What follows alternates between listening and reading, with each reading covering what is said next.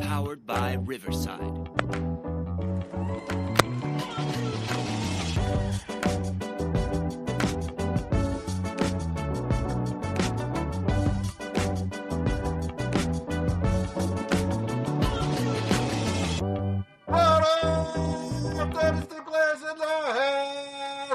It's the Dynasty front office, and we are building you championships one trade at a time. I'm your host, Jesse Schneeman, and I am here with the two best friends anyone could ever have. That's right, Mike Casper's on assignment again this week. So let's start with the auspicious Austin Bell. How you doing tonight, Austin? I'm doing great, Jesse. How are you? I'm amazing. I get to talk, like I said, to my two best friends in fantasy football. I talk about Dynasty. We had a football game. That was cool. We did. It was a really good football game, too. I know most people probably didn't know the names of the players, but, it ended in a game-winning touchdown as time expired. That's pretty exciting. Oh, okay. I watched like 3 plays. Yeah. Just to get my eyes on it. My wife was like, "Oh my god." I watched every play, so don't worry. Yeah. Okay, right on. How your Panthers looking? Injured, but competent.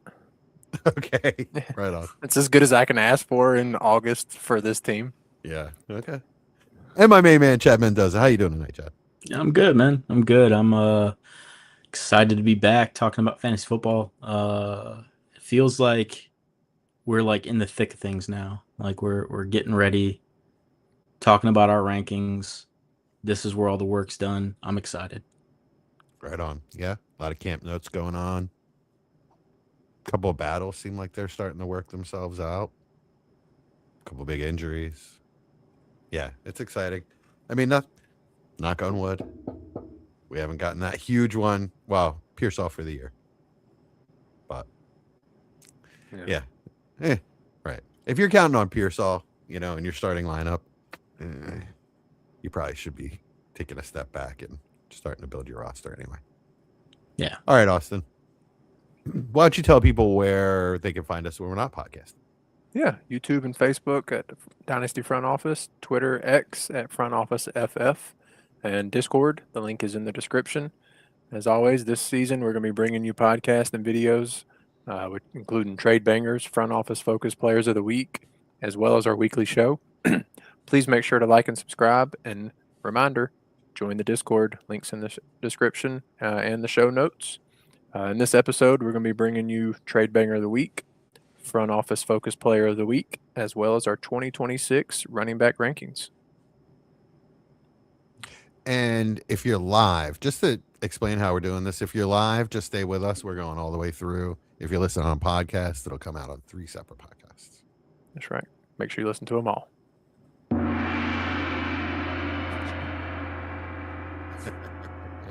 All right, now we got running back rankings. This is fun for me.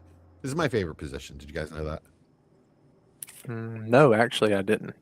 It is. It's my favorite position in fantasy football. When I started playing Dynasty, I just was all about the running backs. You got to get your 2 stud running backs, and you go from there, because that's how I played redraft. Because that's how redraft was played back in the day. It was a rushing league. But, yeah, things change. We morph. We change our strategies, and it's. I don't think it's the most important anymore, but it's still my favorite. And it's my favorite to evaluate when we get to the rookies too. It's my least favorite, but I also recognize to win a championship, it's probably the most important. So, really, most important. Yeah, I think a healthy stud 2 running backs has as good of shot as any position to win you a championship in a given season. Quarterback. Sure. Yeah, having, Lamar and Allen would be sick. Yeah. Until one gets hurt. And they're a lot harder to running back's interesting for me just because of the philosophy that I play Dynasty with and I've kind of adapted over the years. It's the one position that I'm the most flexible on. So I don't really know what I'm going to do year to year going into the season most of the time with running back and kind of figure it out as I'm going, especially on my competitive teams. So it's really fun in that aspect, and knowing that, hey, I'm going to be flexible, and my running backs switch out like every 2 years in most of my leagues, because I'm always trying to find the guy that's going to have the spark that season, rather than go out there and pay a ridiculous amount for the guys that can do it every single year. Yeah, see, that's why I'm trying to get my guys in the draft. I'd really rather not have to pay up for them. Yeah. Well, you don't have to pay up most of the time. That's the beauty of the running back position, is a lot of the Well- guys that finish as RB1s you can give seconds for. Yeah, it's true. Yeah, I mean, I hear you. I mean, Chase Brown has been criminally underrated for years. Jalen Warren was a Kenneth Gainwell. Both of those guys were cheat codes last year. Yeah. All right, let's talk about our actual ranks. We don't really have to 1, 2. I mean, does it matter? Like, No, I don't even want to do that. right. That's how I feel. Chad, do you need to make an argument? No. With Gibbs and Bijan? Okay, cool. I mean, I prefer Gibbs. You guys know Gibbs has kind of been the guy that I'm going with for a couple of years now. But yeah, I'm not arguing either way on it. Yeah, I'll flip a coin. All right, so 3 is where we differ quite a bit. Yeah, I have an argument with you, Jesse. You're not even letting any more words come out before. How in the heck do you have Amari Hampton at 3? Why wouldn't I? Why would you? He's had one good NFL game in his career. How many good NFL games has let's see, who do you have? Love? I have Genty at 3. No, I have Love. Okay. How many good NFL games have they had? If we're Genty's had more than Hampton. If we're projecting, I'm projecting the guy in the good NFL offense, which is what the Chargers will be this year. This is you guys know that I have been trumpeting the Chargers offense since they hired McDaniels. They are going to erupt this year, and I want any and all pieces. This is me telling you. This is me proving to you that I really believe that the Chargers are going to be that. Hampton, no, I don't think Hampton is as talented as Love or Genty, but I think he's going to put up better numbers. He's going to put up elite, like challenge the top 2 guys numbers. Okay. I mean, I don't Hampton. agree, What's going to happen after this year is people aren't going to understand that Hampton isn't as talented as the other guys, because he's going to put up such crazy numbers. That's why I have him 3rd. Okay. I mean, if you believe in that offense the way I do, you have to. Basically, you have to have and you believe Hampton is somewhere around between the 5th and 10th most talented back in the league, and he's in an offense that you believe in that much, then you absolutely have to have him there. Okay. I don't think he gets the touches to do that in a given week to put up those numbers, but I mean, that coach speak stuff that's coming out right now doesn't scare me at all. He is way superior than Keaton Mitchell, who won't even stay healthy. And who's the other one? Vidal. Yeah, Kamani Vidal. Come on. I mean, that's not. Yes, they're going to get some touches, but he'll get the lion's share. And I think he'll get plenty of it. Okay. Chad. I mean, am I wrong then? I don't know, man. It's going to be interesting, because you can find cons to each one of these players at 3, and that's what kind of separates them from those top 2 guys. Is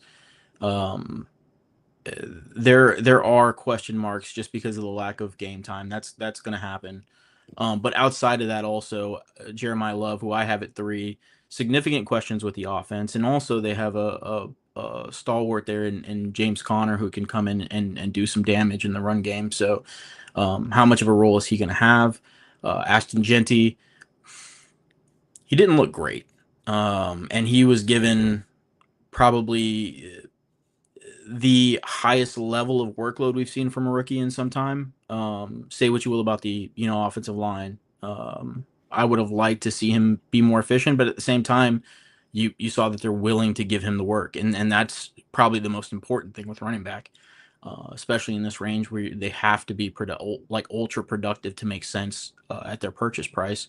And Amari Hampton, it's really just going to depend on how the offense is. Like you're saying, if it is a high volume passing offense, which I don't believe it's going to be, maybe that cuts into him a little bit.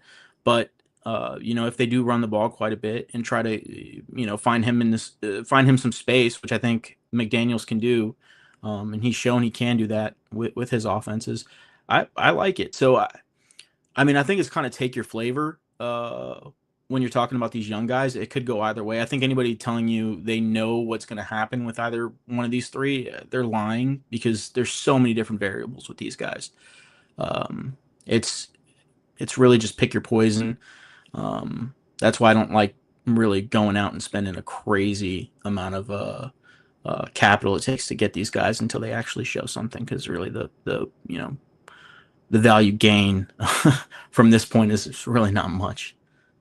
Yeah, for me, if you don't draft one of these guys high, then if I don't draft one of these guys high, I'm just not really going to have them.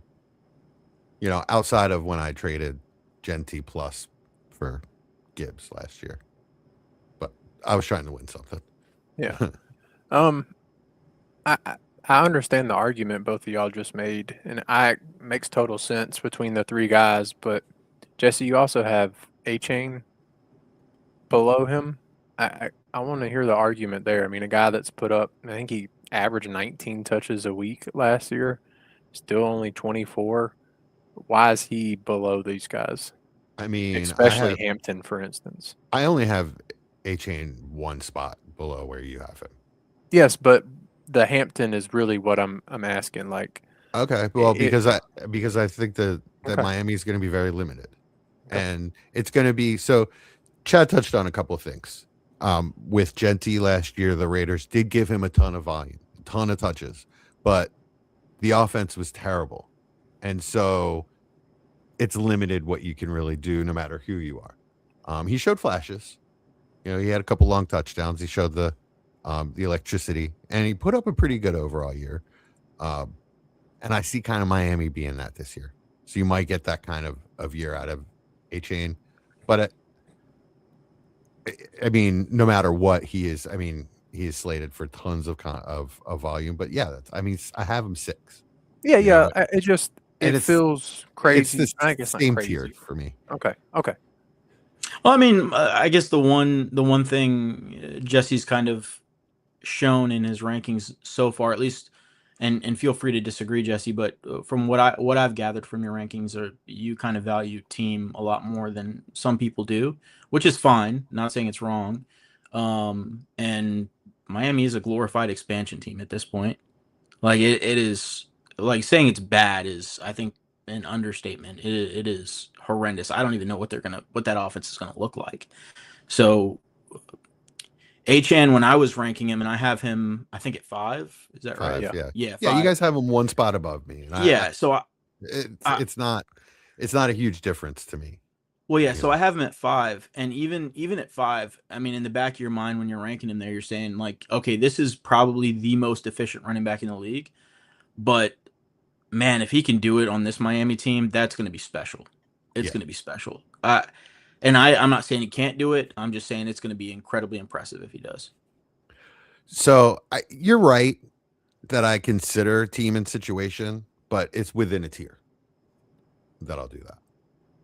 So, like, I'm not going to bump guys multiple tiers because I love the situation. I'm gonna need to think the player is good as well. Okay. Cool. Who's next? Well, all right. So, A-Chain, we're all around the same here with James Cook and Jonathan Taylor next. Quinn Sean. Yeah, I guess I'm the high man on Chase Brown. Yeah, my worry is longevity at the position. I'm worried they draft a big guy next year. I don't know if they can afford to pay Chase Brown. This is his last year. They were talking extension all off season, and then it didn't get done. Yeah, so that is disappointing.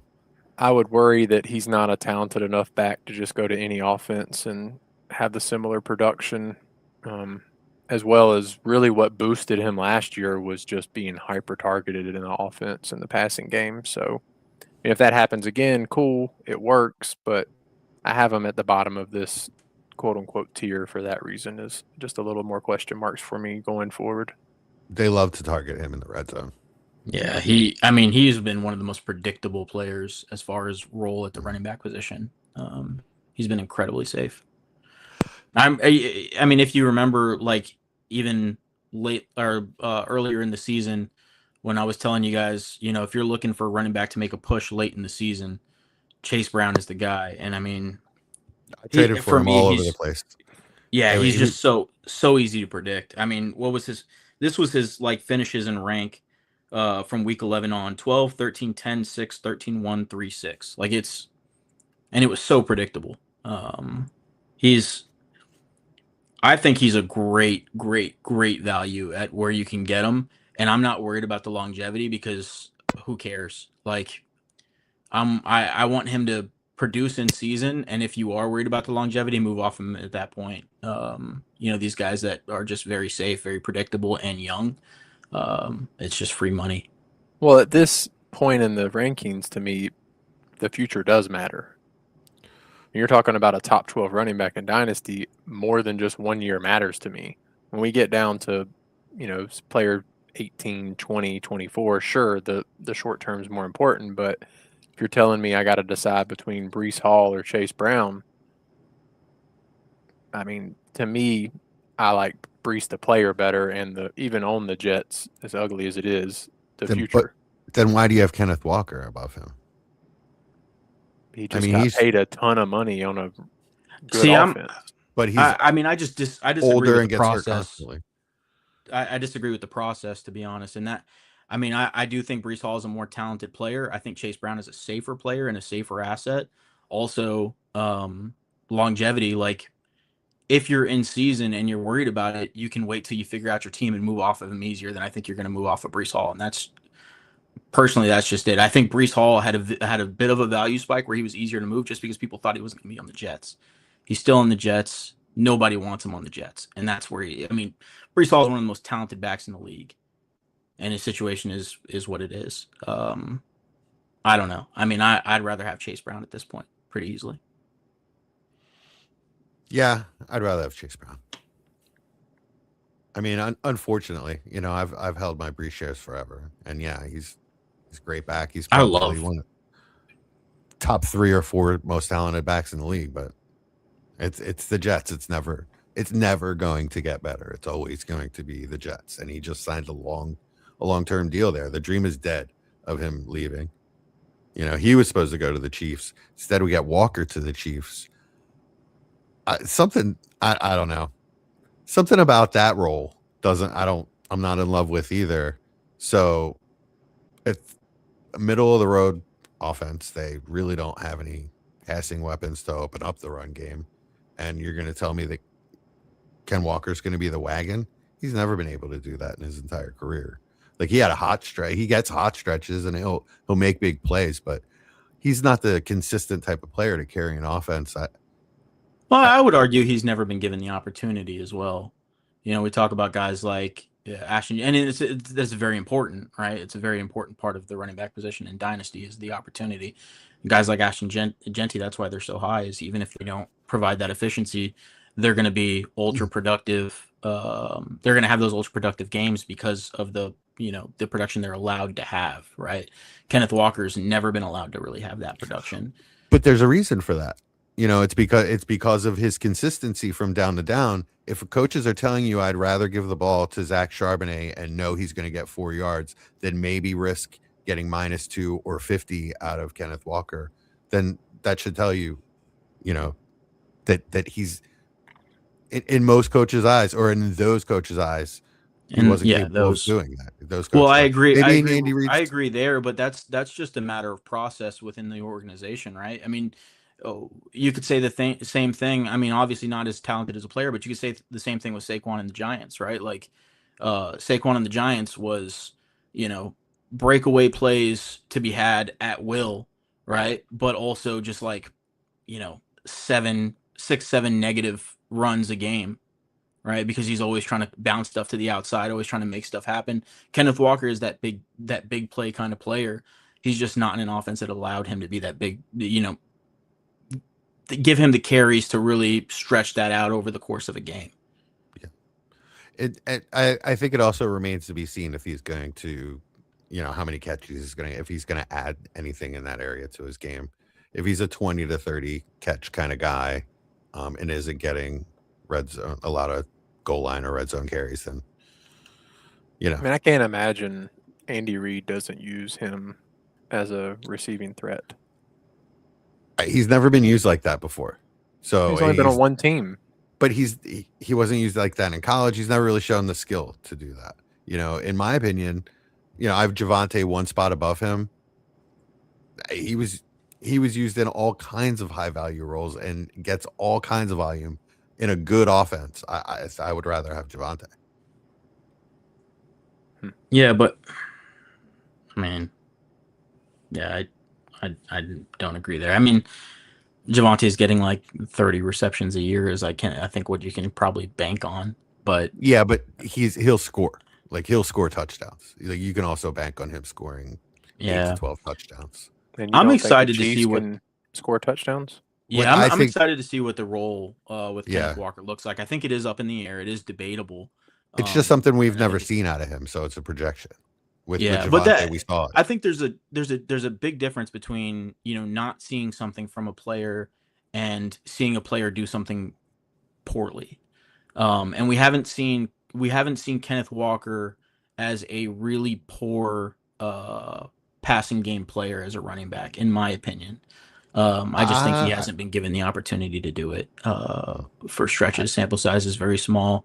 We'll see how the Chiefs use him. I don't envision that they brought him in for that kind of money just to say, okay, we're going to run the ball with you 16 times a game and that's it.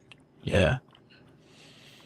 All right. I mean, I don't think he's been very good in the passing game, but we'll see what happens, I guess. I mean, take it for what it's worth. I just looked at the stats with Javonte and Kenneth because it is interesting on the receiving side, and they're within 3 catches of each other the past 3 years. Yeah, and targets with Kenneth Walker having a better catch percentage each year. But with Javonte, it's the goal line role. Sure, but and the overall volume. For Andy Reid offense, I want the guy that can catch the ball out of the backfield. And we don't know that Kenneth Walker is not a poor goal line back. They just had Zach Charbonnet, who they said is our goal line back. That's why, I think it's easy to fall into these traps of pegging a player into something. He's on a new team, getting paid a lot of money with a coaching their running staff backs are E.J. Smith, Jaden Ott, Emmett Johnson, Rashard Smith, and Amari DiMacario. Yeah, there's no threats to me. No, that's not true. Emmett Johnson absolutely could be their passing down back if he can pass protect. He's an excellent pass receiver, excellent receiving back. We can find somebody on every roster that can threaten a certain value point in every position across the league. There's also those kind of specialists everywhere. But let's Kenneth keep Walker this within is a supremely talented running back. Let's keep this within context. I have them one spot apart, so it's not like I'm. Yeah, but you also have Kenneth Walker at 18. Yeah, where we have him at 11. That's more the discrepancy for me. Is okay. Well, let's talk about better backs that I have above Kyron him. above him. That's the same tier. Those 3 guys are same tier, but I will argue Jadarian Price, Travis Etienne, Travion, and Bucky all day above him. And well, we can get into Bucky. That's cool. We talked about it pre-show. Let's discuss Bucky. That's okay. A perfect segue to it. Let's talk about Bucky. I mean, he actually has some of the same question marks, whether he's going to get the high value touches or not. But and he has a proven good player in his backfield, and it's not Sean Tucker, Jesse. It's Kenneth Gainwell. The difference I see between Bucky and Kenneth Walker is exactly what I said in the beginning of the Kenneth Walker discussion is consistency. Kenneth Walker is trying to bounce, trying to make things happen, trying to make the big play every touch, where Bucky gets the ball and he goes straight at you. You better be ready. He wasn't good last year, man. He was hurt last year. He was. I agree with both parties there. He was playing hurt, and he also wasn't good. This reminds me a lot of how everyone gave up on Travis Etienne, or excuse me, Travis Etienne Yeah. before last We're year. not doing that, are we? We are. He requested. I mean, it, that's and what he yeah, asked I'm gonna do for, my so- best to Oh, do my that. So goodness. yes. I guess we're But doing we're it. not from Louisiana or anything. you know what I Okay, well mean? that's his last name. I'm gonna try my best to honor it. I'm gonna mess up some, but I'm gonna try. But Either way, everybody gave up on him. Excuse me, because he played injured for a season, and this feels like the same kind of thing with Bucky. that's how I feel. Now, there's a lot of variance there, is because they brought in Gainwell, and unfortunately still have Sean Tucker. There is a lot of competition in that backfield, but I also think Bucky is the best player in the room. So He's way better player than I Kenneth would Gainwell. I would argue that the situations are different because, and like we talked about last year with Travis Etienne, which was a little bit perplexing as far as why he was being, quote unquote, given up on. His situation got better other than Bayshaw Tootin coming in. That was the one big variance that, everybody was kind of looking at and saying, well, how big is the Bayshaw Tootin role going to be? And I think that scared a lot of people. But as far as the offense and what we were expecting from the Jaguars, I think most people expected it to look a little bit better than the previous year. The Bucs offense looks scary to me, and not in a good way. Like I don't think it's going to be good this season. He didn't look good in it last year. Injuries happen. I get it. I mean, I don't know, with the passing game just kind of being ruled out for him completely now. Rashad White leaving is, something huge, right? And then them bringing in the guy that just, I mean, stole everything from everybody last year in the passing game is not very That nice was to see. such a specific situation in Pittsburgh, though, where Aaron Rodgers just wouldn't throw downfield, so he's just checking down to the running back. Whoever. Yeah, but I mean, it's not like he did the anything. Bucs- They were the just Bucs are- catches. yeah, I mean, He wasn't efficient with those catches. they saw that and brought him in. Like he's going to have a plus role in that offense in the passing game. I mean, I thought, you guys know, I was really high on Bucky last offseason. I thought he was going to evolve his game. I thought he was going to be given the opportunity to evolve his game. Obviously, they're telling us he's not. He is going to be he's going to be a running back. He's going to be their 2-down back, and in a bad offense. I kind of talked myself into that. He's like Kenneth Walker, but not quite as talented. The difference is more consistent. I'm definitely gonna have to bump up Bucky down a few. Like I'm gonna put him below. Yeah, I mean, it's hard to say. Like, I think I'm gonna put him in that. He's gonna have to move down to like 15 in that same tier with Kyron, Javonte, and Kenneth Walker. We've seen running backs have immense first seasons, and his first season was really, really good, and just not be able to replicate it. If the offense was a little bit better, if they gave him, like I said, the opportunity to improve as a player and do more in the offense, I would be more excited about him as a player. Why do we think the offense is going to be terrible? Look, I'm the anti-Bucs as it gets, being a Panthers fan, but they got rid of the OC who wasn't good. Yes, they lost Mike Evans, I agree, but they still have a deep wide receiver room, probably have a top 5 offensive line in the league. And Baker, who we think is still at least an average quarterback. He was not good after like week 6 at all last year, but again, as always with Baker playing hurt, he's playing on a contract year this year. If anybody's going to step up their game, it's going to be Mr. Chip-shouldered Baker Mayfield. It's true. I mean, so I don't know if they're a bad offense. I mean, he had a big chip in Cleveland too. I mean, he had a good season in Cleveland. Has anybody else since? So I think they're at least an average offense is kind of what I'm getting at. Yeah, I mean, I'm with you there. What I'm worried about with Bucky is the lack of catches and goal line. So if you're a between the 20s kind of guy, your upside is just limited. Even though I think he's a very talented back. A lot of things could happen where he ends up getting those touches and he shoots right back up to an RB1. But yeah, for now I am definitely going to bump him down. I want to see him healthy RB2 and not playing that role before I count him out. Similar to how I did with Travis Etienne 2 years ago. Yeah, that's the other thing. See, I keep going back and forth, but I think what I landed on is why I really put him there is, do I really believe that Kenneth Gainwell is that great of a player that's going to steal that many touches? I think our Bucky could catch the ball, so why can't he have 40 or 50 catches? I don't really think Gainwell is that great of a player.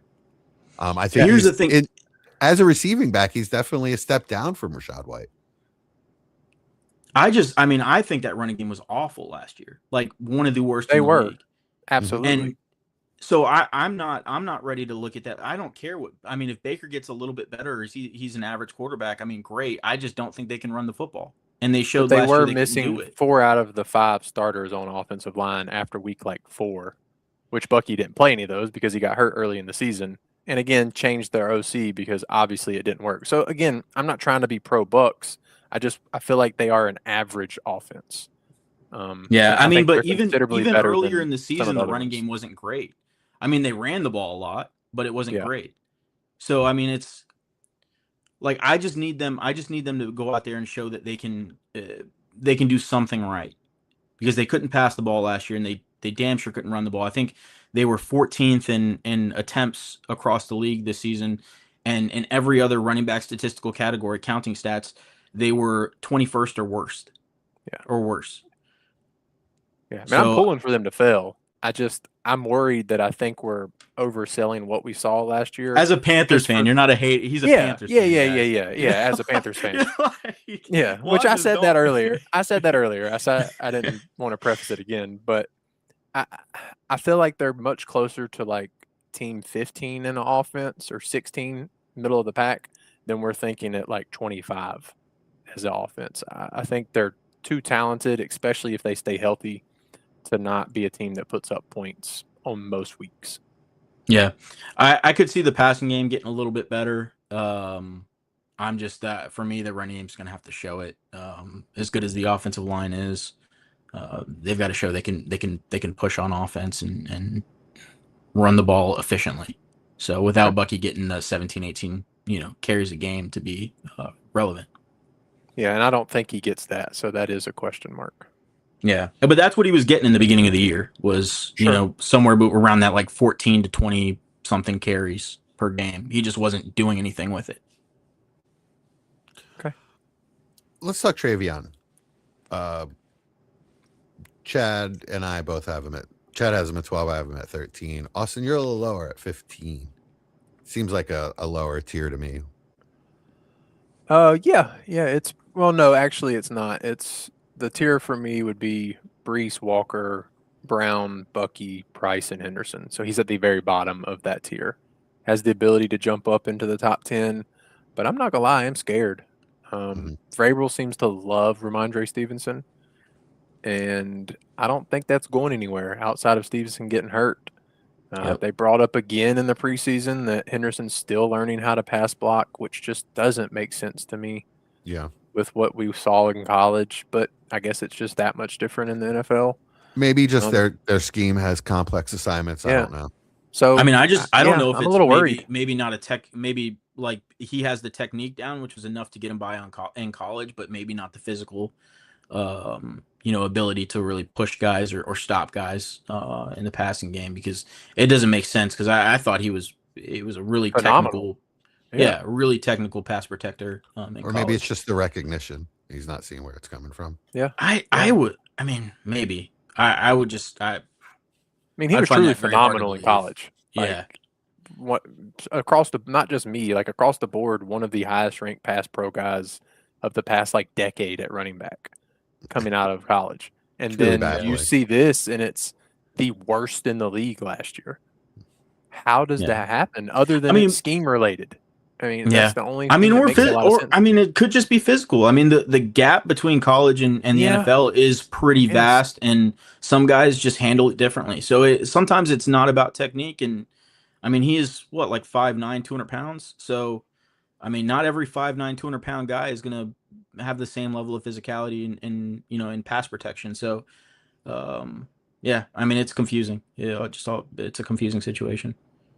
But yeah, that scares me. That's why he's a little bit lower. I would After talking Bucky, I could see putting Bucky at the bottom of this tier, but it just Travion scares me. I'm a huge fan, believe in the talent, but the usage or lack thereof is going to scare me until I see it. So For me, it's simple. I'm not willing to give up on that ceiling yet. yeah, I mean, I get it. we saw it when Ramondre was out. You know, if the coaching staff ever trusts him, I think he's fully capable of being an RB1. The issue for me is examples of like DeAndre Swift in Chicago. No, excuse me, Detroit. Yeah. When a coaching Mhm. staff just doesn't believe in you, you just don't get the opportunity. Yeah. And that scares me that this coaching staff doesn't believe. I mean, I was a ginormous Swift fan in college and coming out, and I always believed, oh, if he gets that chance, he's going to go. And he just was never going to get that chance in that offense. He just he strikes me as like the DJ Moore of running backs, like where he's not always exactly where he's supposed to be. He's not always running the ball where the play is designed to go. He loves to bounce it outside. He's always trying to hit a home run. You know, he's We talking not about Travion or Swift? Swift. He's not a Oh, well, yeah. disciplined. I mean, He's totally not a different players. It not was a the disciplined philosophy is player. what Yeah. I'm talking about. That worries me is he's going to spend the next 3 years here in New England most likely. And are we ever going to see where they just give him the reins and say, "Go be your talented player you are"? Because I Isn't it kept funny thinking that. Isn't it funny though that it's the same offensive coach Exactly. that Swift is That's playing for? that's what I'm saying. That's what I mean. Is it just scares me, and I just scared that's going to happen. So, like I said, he's at the bottom. I want to see him up higher because I'm excited for the player. But until I see it, he's going to be at the bottom of that tier. Yeah. He's the Yeah. one guy that like during my ranking, I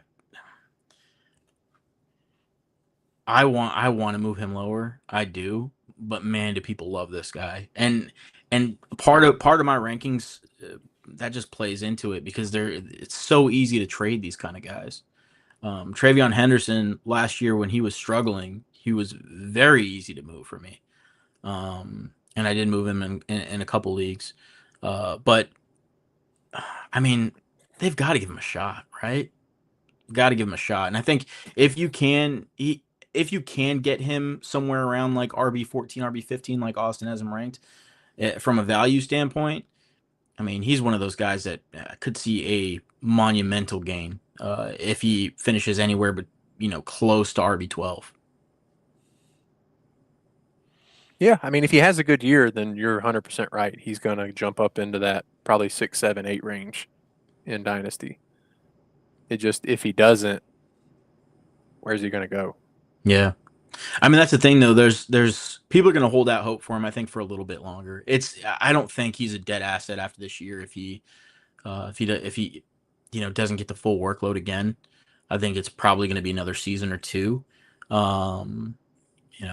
before we really see people give up on him, if that is the case. But, there's just not many running backs in this range other than the rookies that have that kind of upside that Travion Henderson have. So if you can get him, like I said, RB14, RB15, like Austin has him ranked here, that to me is a great buy-in price.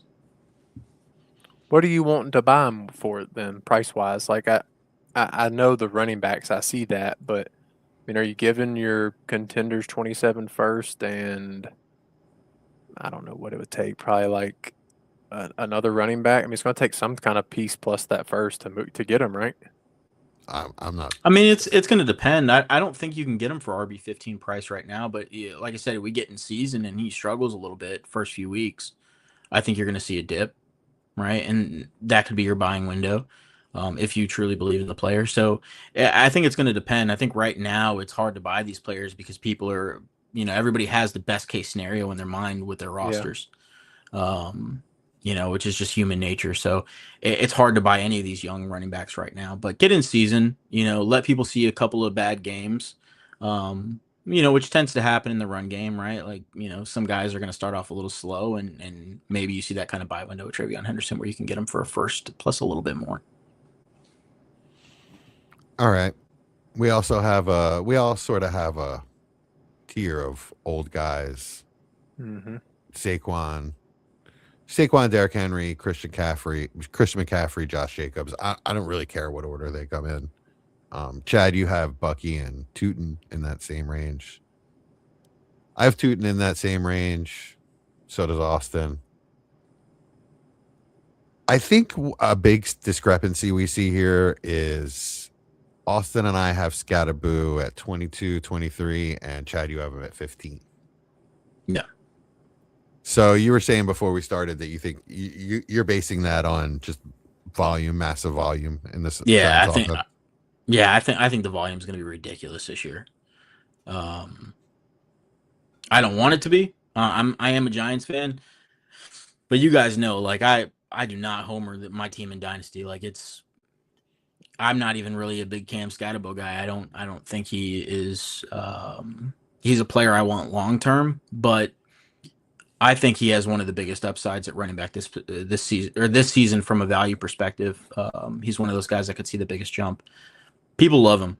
The casual fans just love Cam Scatterbo. He's a very hard guy to acquire right now, going into the season. If he gets the kind of workload I think he's going to get, and if he gets the kind of workload that a lot of beat reporters think he's going to get, I think it's going to be pretty crazy, especially because that offensive line is, I think, going to be a top 10 unit this year in the league. Yeah, I just think he's replaceable. That they're looking to add a higher talented running back, and that could happen as soon as this coming off season. So my expectations are tempered with him. I have him as a low RB2. I think that's fine. Yeah, I don't. You also have to believe that the Giants are going to be good enough for that volume to matter, and I haven't seen that be the case in a little while. What do you mean good enough for that volume to matter? Well, if the Giants aren't a good offense, you can hand them the ball as many times as you want, like Ashton Genty last year. Not saying that the Giants are as bad as the Raiders were. The Giants actually have to be a good, functional offense for that to matter. I disagree. Neighbors has to be healthy, and they have to have another option besides. They had a top 8 running game last year, and they were the only team without a 1,000-yard rusher in the top 8. No, there was one other team. I think it was Baltimore. But that also includes a lot of rushing yards from the quarterback, and that's the other thing. Yeah, no, it does. It does, but that is a benefit for Cam Scatterbo. That's not. When Cam Scatterbo was running the football, I mean, he was getting the opportunity in the running game, in the passing game, and I mean, it looks like it's going to be even ramped up this year. I think if you were not buying Cam Scatterbo because you think that he is replaceable, I just think that's bad process, man. To be completely honest, just from Chad, everybody's entitled to their opinion. You just told me that the price, it's very hard to acquire him. I'm not acquiring him because the price is too high at the long-term value that I see. So no, that's good process. Well, what I'm saying is you have him ranked at RB22, right? Right. So I'm not going to pay. I don't think you can get him at RB15 price right now. I don't think you can get him there. Keep Trent Cut has him between Jadarian Price and Bucky at running back. Which is what? 17, 18, 19.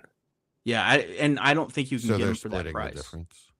Yeah. Right. And so what I'm saying is if you can get him for this season, I think he's one of the best buys at the running back position.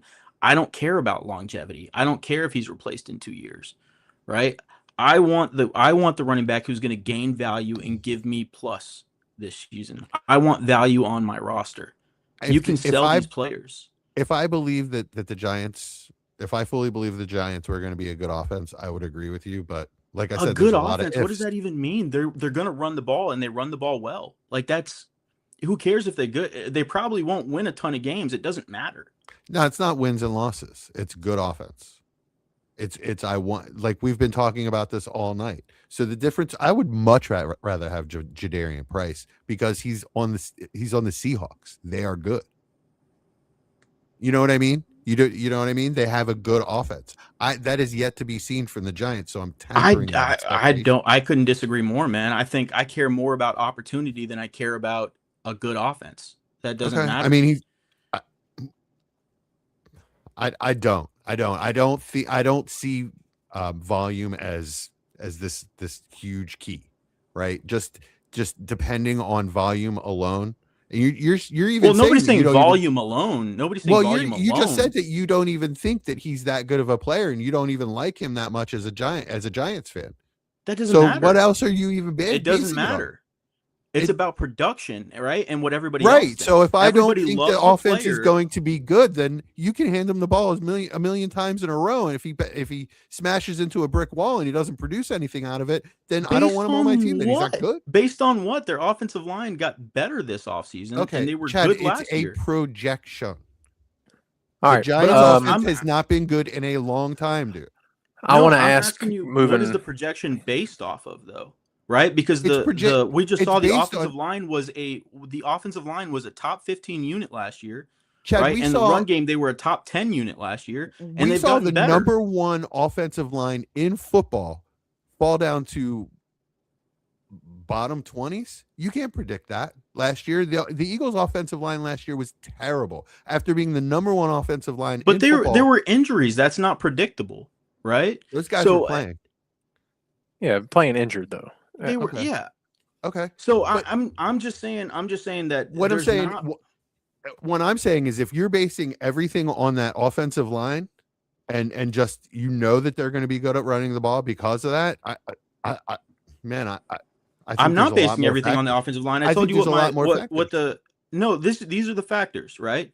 I think because this is what I have to separate what I think about the player, right, from what his value is now, what I think his value will be later, what his role is going to be in the offense, and what everybody else thinks about the player.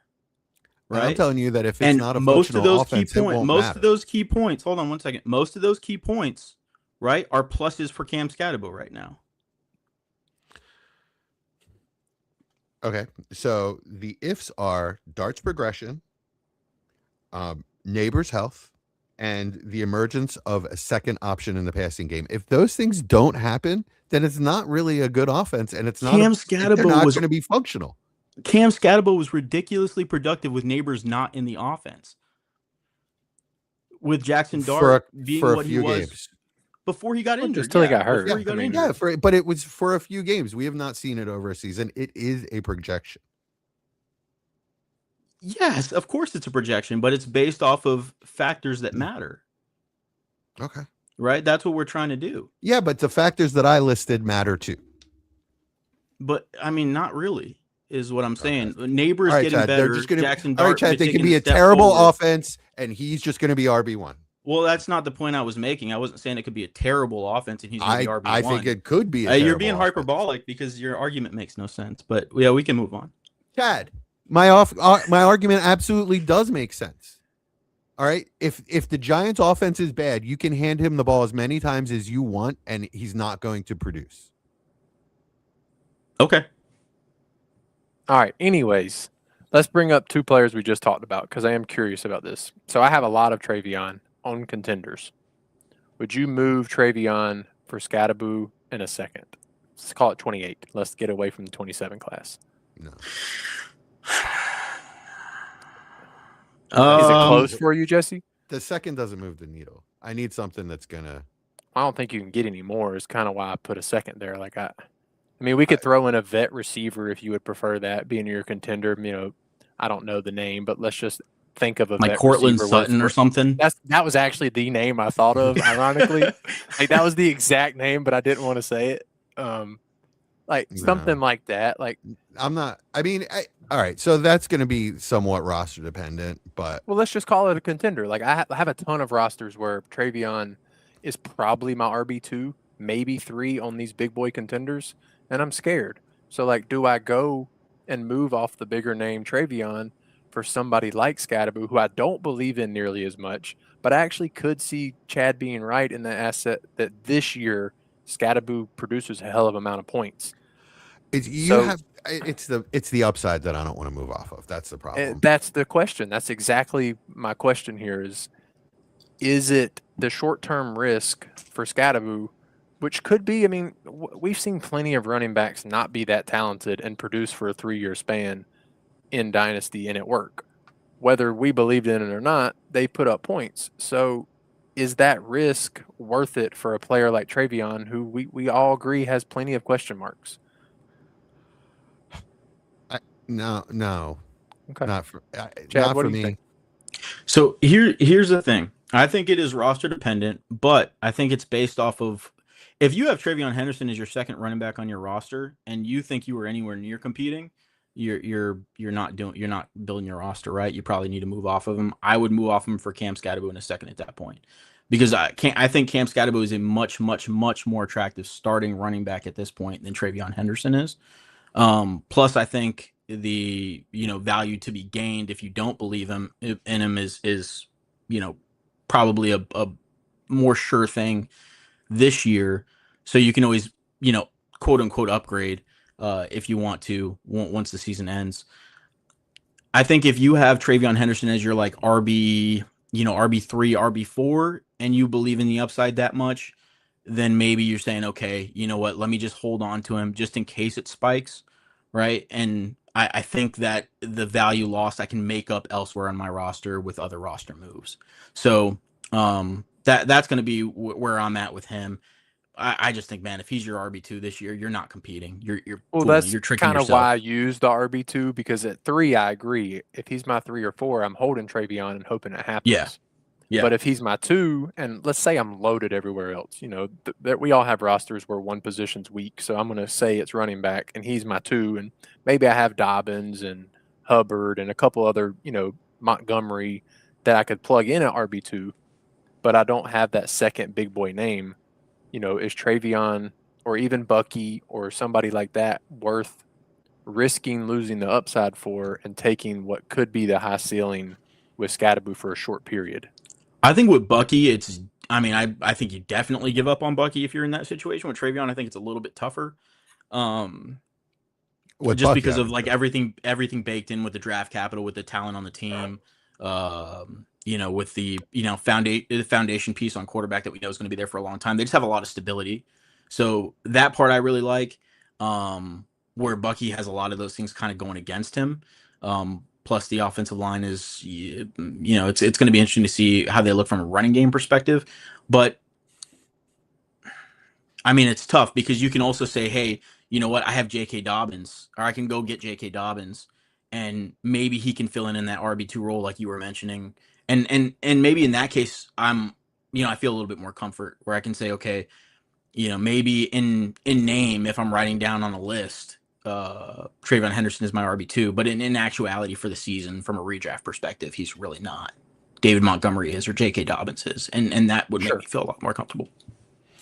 So for me in that situation, you're asking me to move 10 spots in my rankings just by adding a second or Cortland Sutton. That's not enough for me. And I understand that I can't get more, and that's why I would just hold. Okay. I think Travion is a hold right now. I mean, What unless about you the get name like Brees? We all, y'all both kind of dumped on him this season for ceiling with being on the Jets. Would you? And I don't know the price point for Brees to Scat. I'm assuming it's not much more than a second either. Are you just wanting to hold Brees? Yeah, I'll hold Brees. It's the same.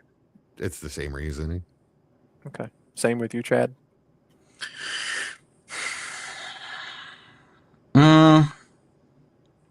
It's going to be roster dependent again. I mean, I churn running back so often, right? That, I mean, if I can get a plus, I'm likely going to try to take Cam Scatterbo and make the flip. If not, if Brees is my RB1, then I'm probably not doing it. If he's my RB2, I'd probably do it. Like if I have a better running back on my roster, a more stable piece, then yeah, I'd probably have no problem with that. Jesse, let's entice it a little because I know how much you like Brenton Strange. What about that? Scat and Strange for Brees, and let's say a third. I Just thought to make about the other that. person feel good. Like a 0.5 premium. Yeah. Does that do enough for you? Like I'm just trying to think, because I think a lot of people, myself included, are in these range of having these running backs between 11 and 25 and don't really know what to do with them. Do you hold them? Who's going to produce? Who's not? Do you take value? I think that's fair. Okay. That's not something I would say no immediately to. I would definitely have to think about it. But the problem is I just don't want to move off of Travion because I think it's the wrong time. You know, if he blows up, I'm just gonna kill myself over it. Okay, hope don't do that. But I don't. okay. I didn't. I mean, you know what I mean. We'll I cut know. that part. I guess the next name I wanted to bring up is another second-year player. I want to talk about RJ Harvey. We just teased Dobbins. I know, surprise, he had an injury in training camp, but it was just a one practice injury. He was back the next day working on the side, so that's good news. They drafted Jonah Coleman. What are we doing with Harvey? I was hoping not to have to talk about Harvey. I feel like we have to. A lot of people were especially invested last year. You know, he got a ton of, I don't know if it was good usage, but he got a ton of like random usage. He got really good high value touches, red zone catches. Yeah, like they love to target him in the red zone. That's what I really like about him. He's got a lot of ability still. He's got to develop. You know, he's got to develop as a rusher, or it's going to end up not mattering. I put him in the same. Yeah, you've got him at 25 with Scat, Tootin, and Swift. Yeah. I mean, for different reasons. All of those guys are for different reasons. Chat, yeah, you were the highest on him last year. Why are you the lowest? Yeah, now? I'm not touching him. Okay. I mean, his situation matters so much. There is no other position where situation matters as much as it does with running back, and the situation is one of the worst in the league for RJ Harvey. It's bad. It's really bad. I wouldn't trade a second for him right now, to be honest. Wow. Okay. I mean, you guys know he was my RB5 coming into the year. That's why I still think he's a pretty talented player. I'm not touching him. Yeah, I don't think the situation is that bad. He's behind a player that gets hurt every single year. Yeah, and he's not even and he's not even behind him. They're sharing back. Yeah, and they brought in another back as well in the 4th round. Yeah, but I think Coleman is going to take more Dobbins touches than would be Harvey touches. Watching Coleman last year, I don't think he's quick enough to be a threat out of the backfield. So. I mean, I think they took Coleman because they assumed Dobbins is going to get hurt, and it would be different if Harvey showed us that he was a primary passing game back last year. He didn't do anything in the passing game. I think his highest passing targeted game was six targets, 5 or 6 targets. Yeah, the usage was weird. That's exactly what I'm saying. Like, it wasn't good as in the amount, but as Jesse said, it was meaningful touches. So yeah, but I mean that's going to change from year to year. Like, it's not. I agree. That's not predictable. I'd rather see a running back get 10 targets and maybe it wasn't that efficient, rather than a player get 1 touch, 2 touch, 4 touch, 1 touch. Like, I mean, he had blue touch me there. He got 58 targets and 47 catches last year, so five receiving touchdowns. That's pretty good work for a rookie. Yeah, 7 but rushing. It's the touchdowns floating it. That's, I mean, absolutely for a primary passing game back. It's not enough. It's not, especially when you're talking about the guy in front of you is J.K. Dobbins, and he was injured. Well, what I think you saw though is they started to trust him more and more as the year went on. Sean Payton. Yeah, but the starting to trust was 5 targets.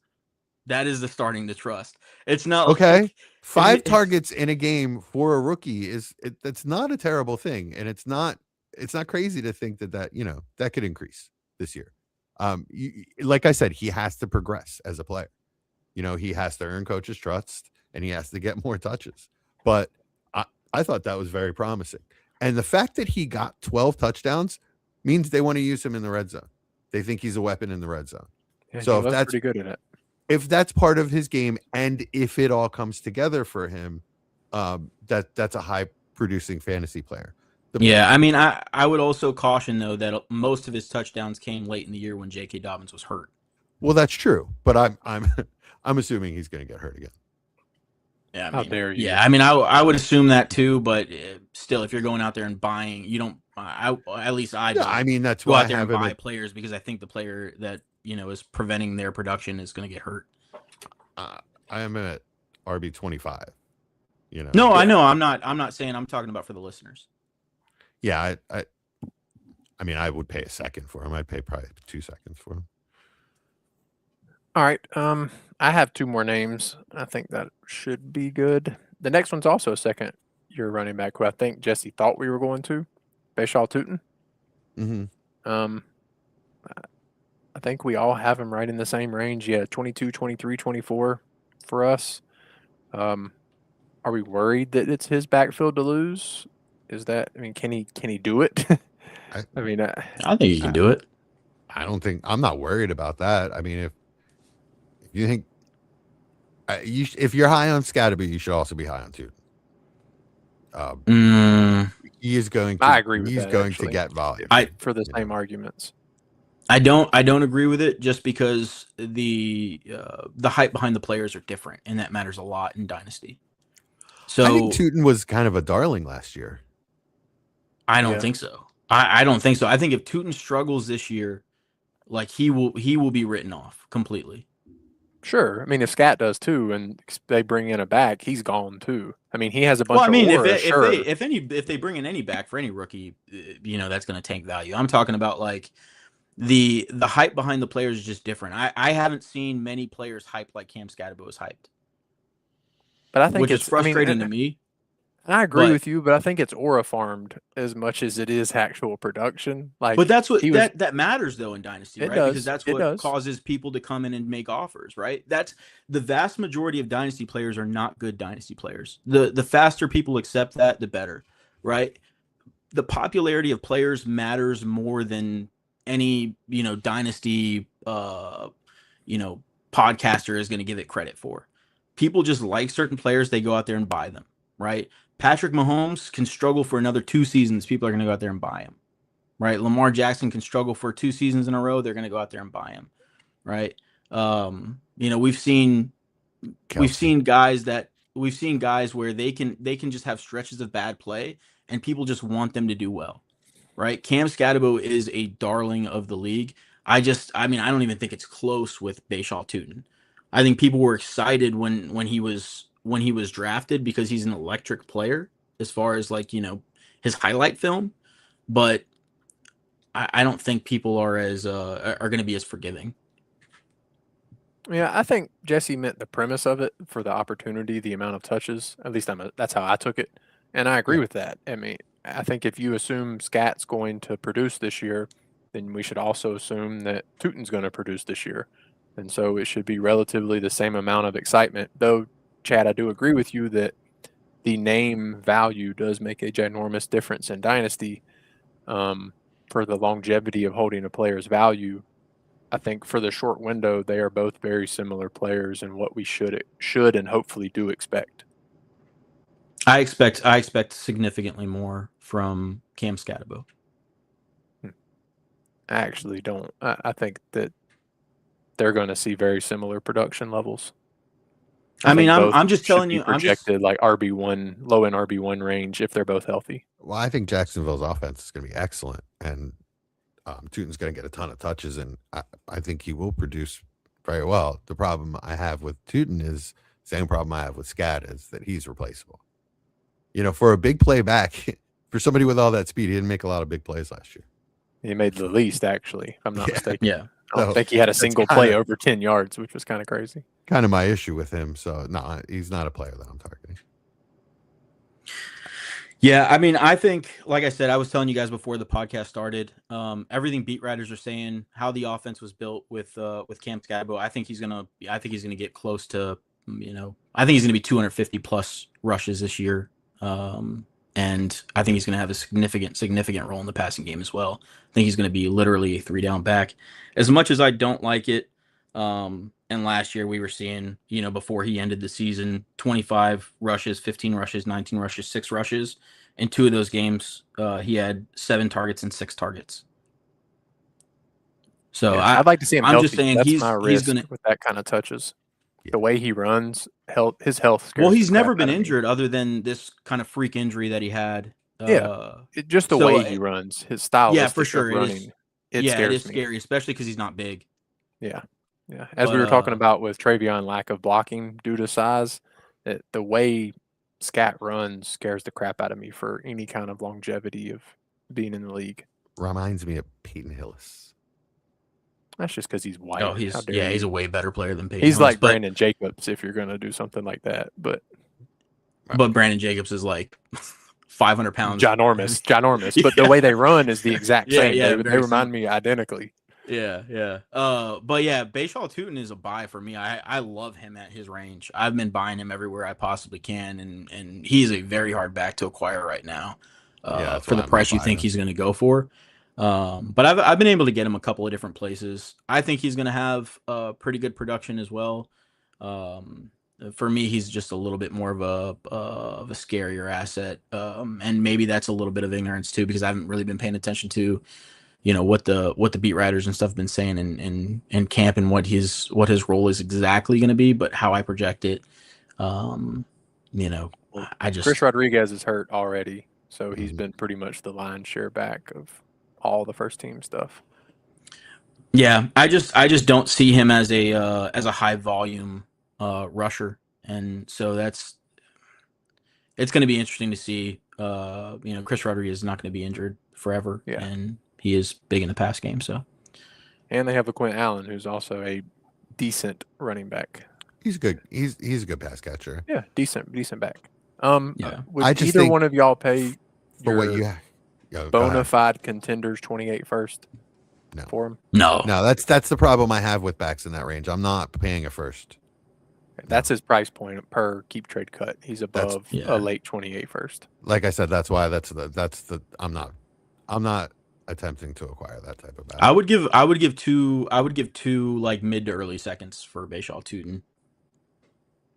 I don't want to do that. Okay. I feel like I can get Chase Brown for that first, and maybe if I had a second.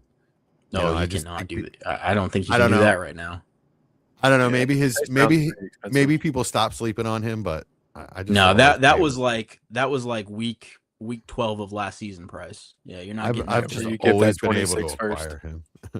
And get him. Yeah, now Yeah. Chase Brown's considerably higher. Mm. He's up there. I Per mean, I keep have trade him. cut, he's right with Garrett Wilson.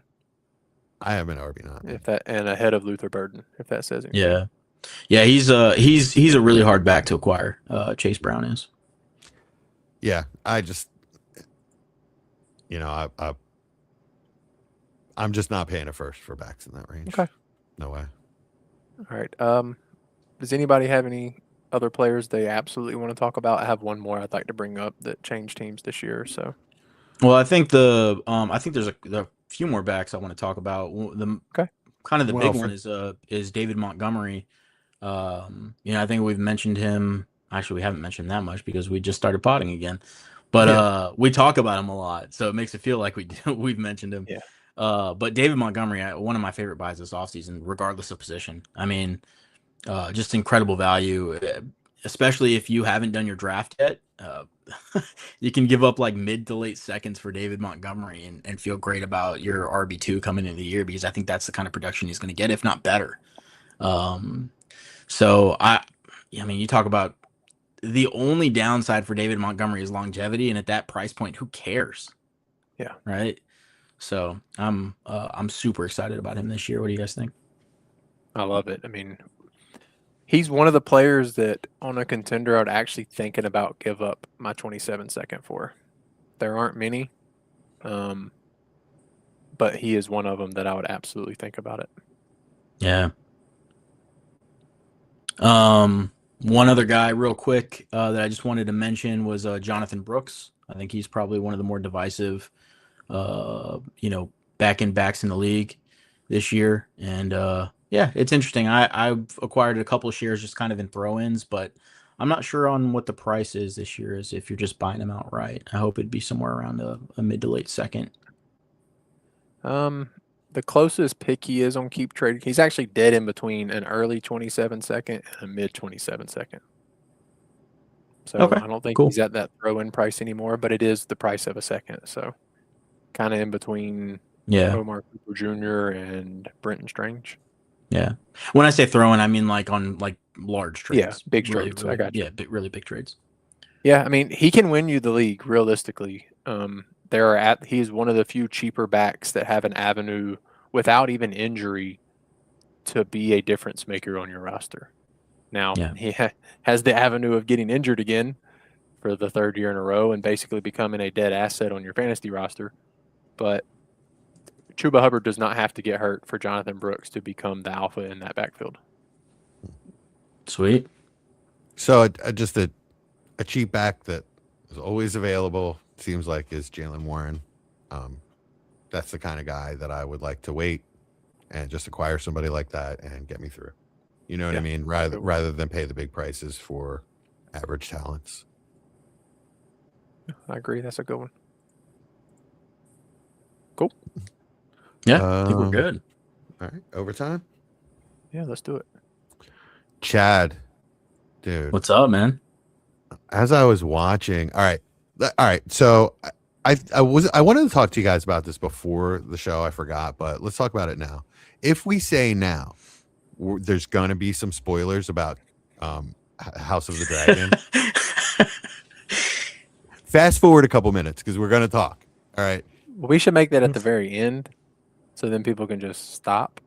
No, we want them to hear Jamie. I don't want to hear it. I don't want to hear the spoilers. Is what I'm getting at. So like I didn't realize it was an 8-episode season, so I'm just la-di-da going through the episode, having some good times, and then I realized we're in the middle of like a war scene, and everybody's dying. Yeah, and it's dawning, and it's dawning on me that this is the season finale. Dang it! So, I'm confused about a couple things. Maybe you can clear up for me. Mm-hmm. Yeah, sure thing. So Ulf obviously turned on everyone. Spoiler. Yep. Yeah. Just turned on everybody and just burned everybody up.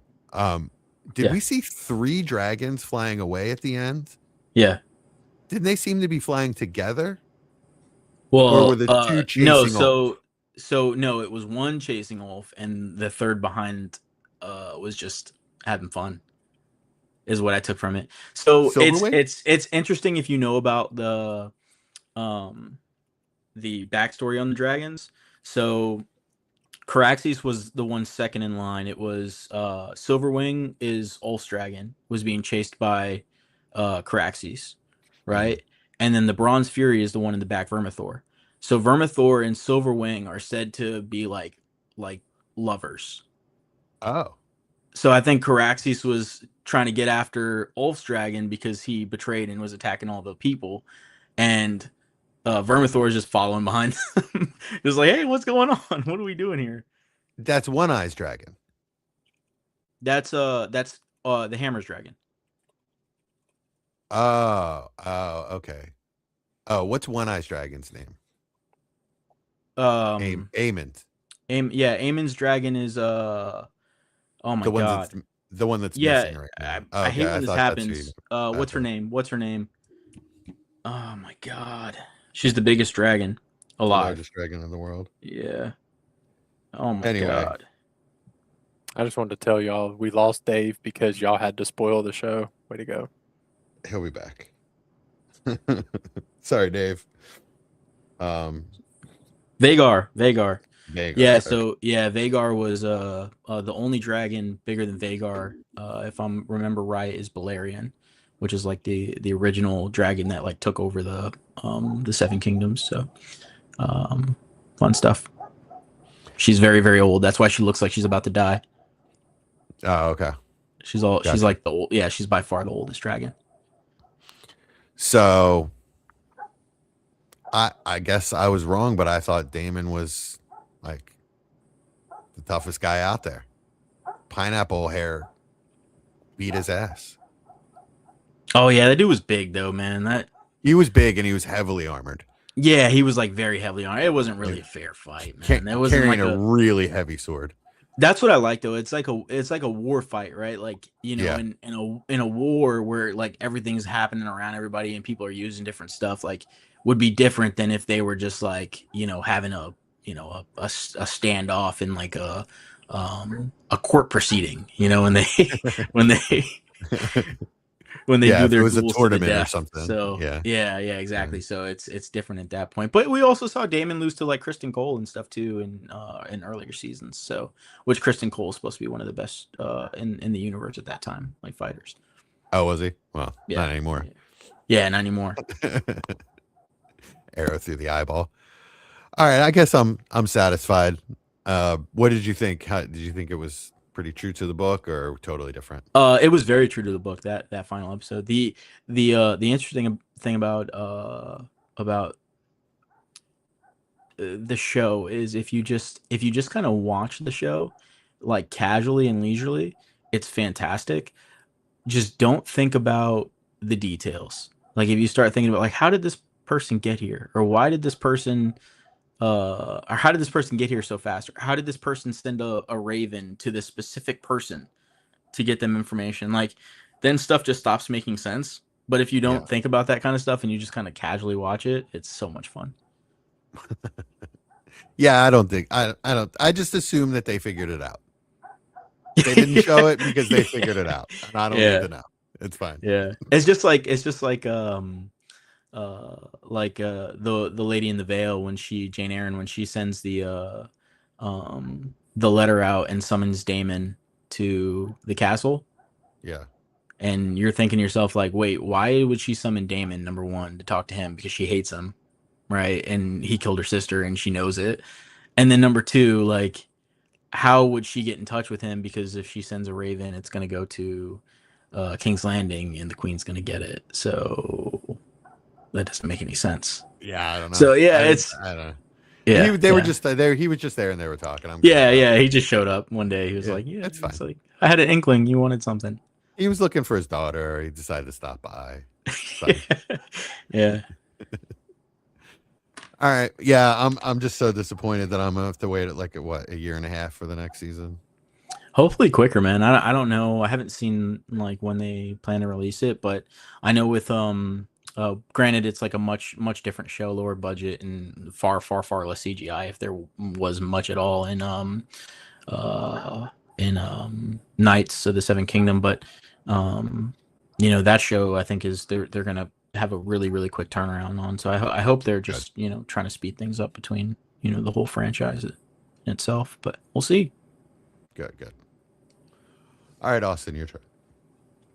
I'll go back to something I watched a couple weeks ago, Widow's Bay. It's a Apple TV comedy horror series. I know those two are pretty wild together, but Did you it's laugh? like, yes, I didn't laugh. it is hilarious and scary at the same time. Okay. Did you watch it? Yeah, I didn't laugh. How did you not laugh? Oh, you have terrible comedy taste. I forgot. We don't need to get into terrible this again. movie taste. No, that's the joke. Terrible movie taste. Well, he doesn't like Rush we're not Hour. tying He it down to obviously doesn't like good comedy. Oh, that's slapstick horrible. Like, Oh, that's what this is. This is slapstick comedy with lowest horror common stuff with denominator. it. no, I like comedies a little higher. Rush Hour is art, my friend. I don't know what you're talking but about. yeah, it's a really good show. I enjoyed it a lot, to be honest. Did you like it, Jesse? It was all right. It's kind of what I expected from you, to be honest. Now that I know you watched it. I didn't say it was bad. It was Yeah. I mean, I would have thought it was fine, except I don't know why they had to make it another season. Like they keep finding ways to draw this thing out. Just get it over. Well, it didn't close, so I'm glad it needed another season. I don't think it. I mean, I'd have been good with it being a short story series. I agree with that. Another It could have episode ended. would have been fine. Yeah, You I'm know? cool with that. But I don't know. I really enjoyed it. I thought it was really funny and spooky at the same time, which was fun with it. Yeah. Okay. I don't know. I thought the tone was weird because I mean, just by the genre itself, a horror comedy is like It is unique, be weird for sure. Yeah, it's definitely unique.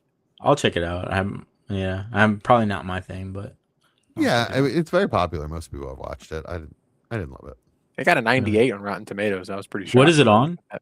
Apple. What's it called? Widow's Bay.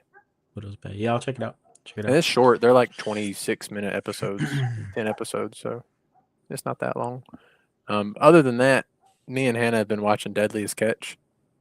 I'd never watched an episode until I've never either. Probably 3 weeks ago, and we have now binged 3.5 seasons. Wow. Is it? And they're that long good? episodes. Yeah, man, it's crazy. Like, I can't believe I've never watched it, and two, it is crazy, like truthfully absurd what those guys do. I actually watched 2 different fishing shows, so I understand. Yeah, I mean, dealing with 30+ foot waves with 60-mile-an-hour winds while still catching crab. Yeah, that's crazy. It's just insane, man. It's pretty crazy. Like I might check it out. The first season, 6 people died in one episode. Oh my God! Now they don't show it. It's not the people on the camera, but 6 crew members of ships that they were halfway discussing died. Oof. The first season. Oh my God! And they just kept going. I mean, people are sad, but like they just keep going. I don't know. Like, oh, it's part of it. I don't like watching shows where they're like working incredibly hard, and I'm just sitting there watching them, and I'm like, I do. Yeah, in bed eating popcorn, kind of thing. Yeah, I'm like, oh man, this is awful. I watch Swamp People, where they fish for alligators. Yeah, I love that show, man. I can't get enough of that thing. Alligators too much. Is that the one them to watch them kill them? I can't do that. Is that the one where like I thought that was going to be so cool, but I watched I can't remember what it's called. It might be the same one, it might not. But there was like one show where somebody was watching it and they're like, "Oh yeah, they catch alligators." I'm thinking like they actually catch the alligators. They just drove up alongside them and shoot them in the head. I'm like, wrestle with them first. So yeah, she just drove up on it and shot it. Well, no, they grab the line and they gotta bring its head up and then they shoot it. I mean, there's a fight to it. I mean, it's actually fishing.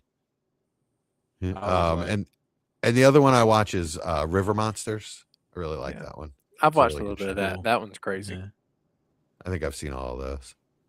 Yeah, Deadliest Catch, it blew my mind. Like it still does.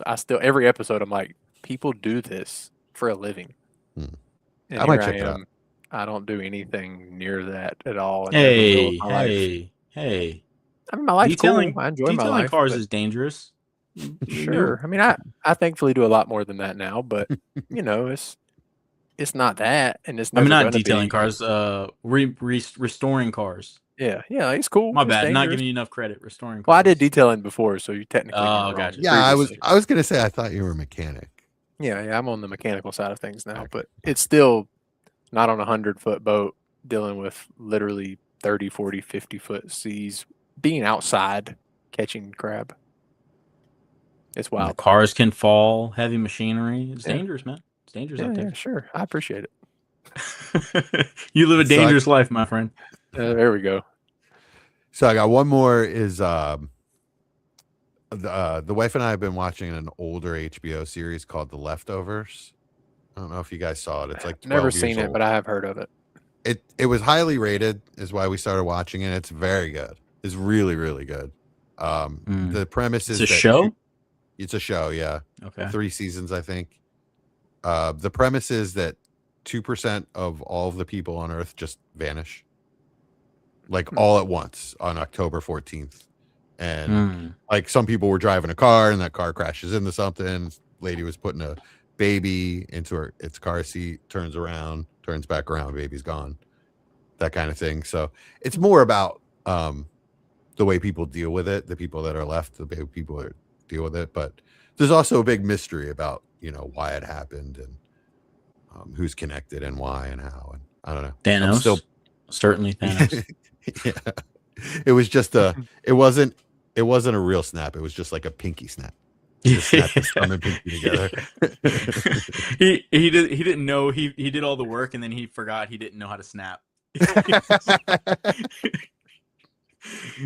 His fingers were too moisturized. He couldn't get the sound. You just got to do 2% at a time. I feel like 2% is not enough, right? Like it's enough for people to go crazy, apparently. But like, if you're not involved in the 2%, you're probably like, whatever. Yeah, those people exist in this show too.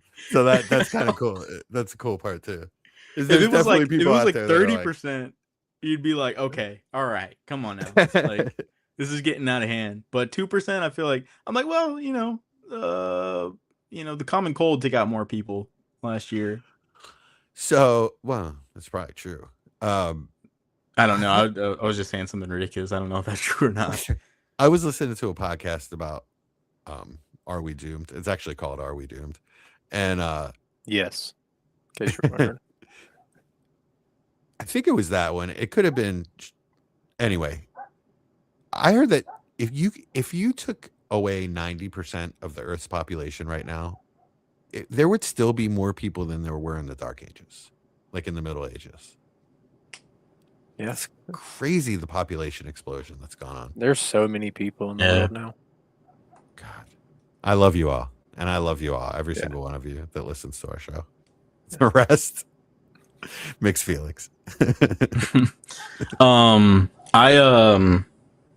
I've been wanting to see this show. I haven't watched it yet, but the creators of Stranger Things, so I kind of have beef with, because I didn't like the last season.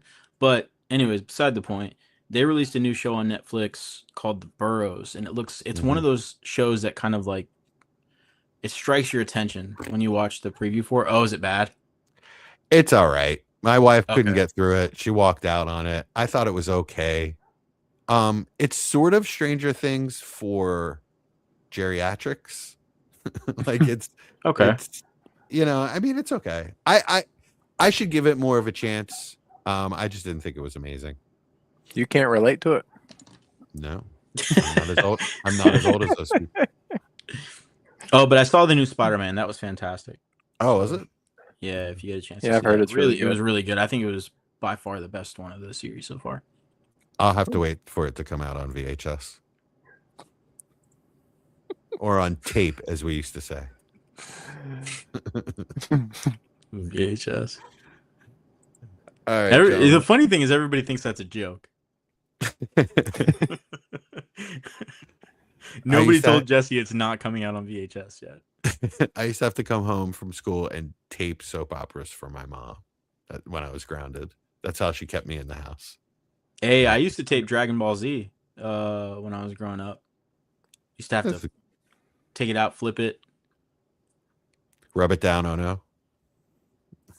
What? Take it out, flip it, rub it down, oh no. All right. Hey.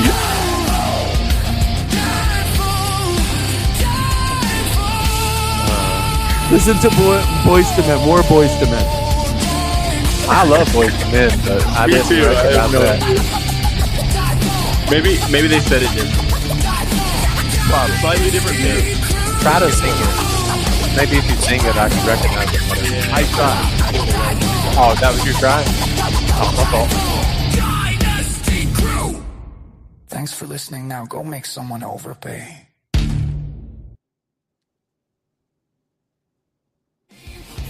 Forever living the dream into Austin Bell, new blood in the fray. Co-host supreme, lighting up the play. Dynamic debater with strategies bold. Youth versus vets. He's got stories untold. Knocking startups, planting flags on the rookies by low whispers when the market gets cookie. From waiver wire wins to installation calls. Austin's got the vision breaking through the.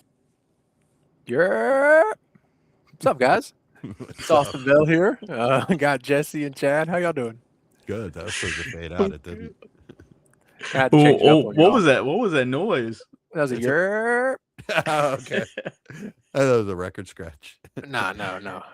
This is a front office player of the week, and we're going to talk about Kyle Pitts this week.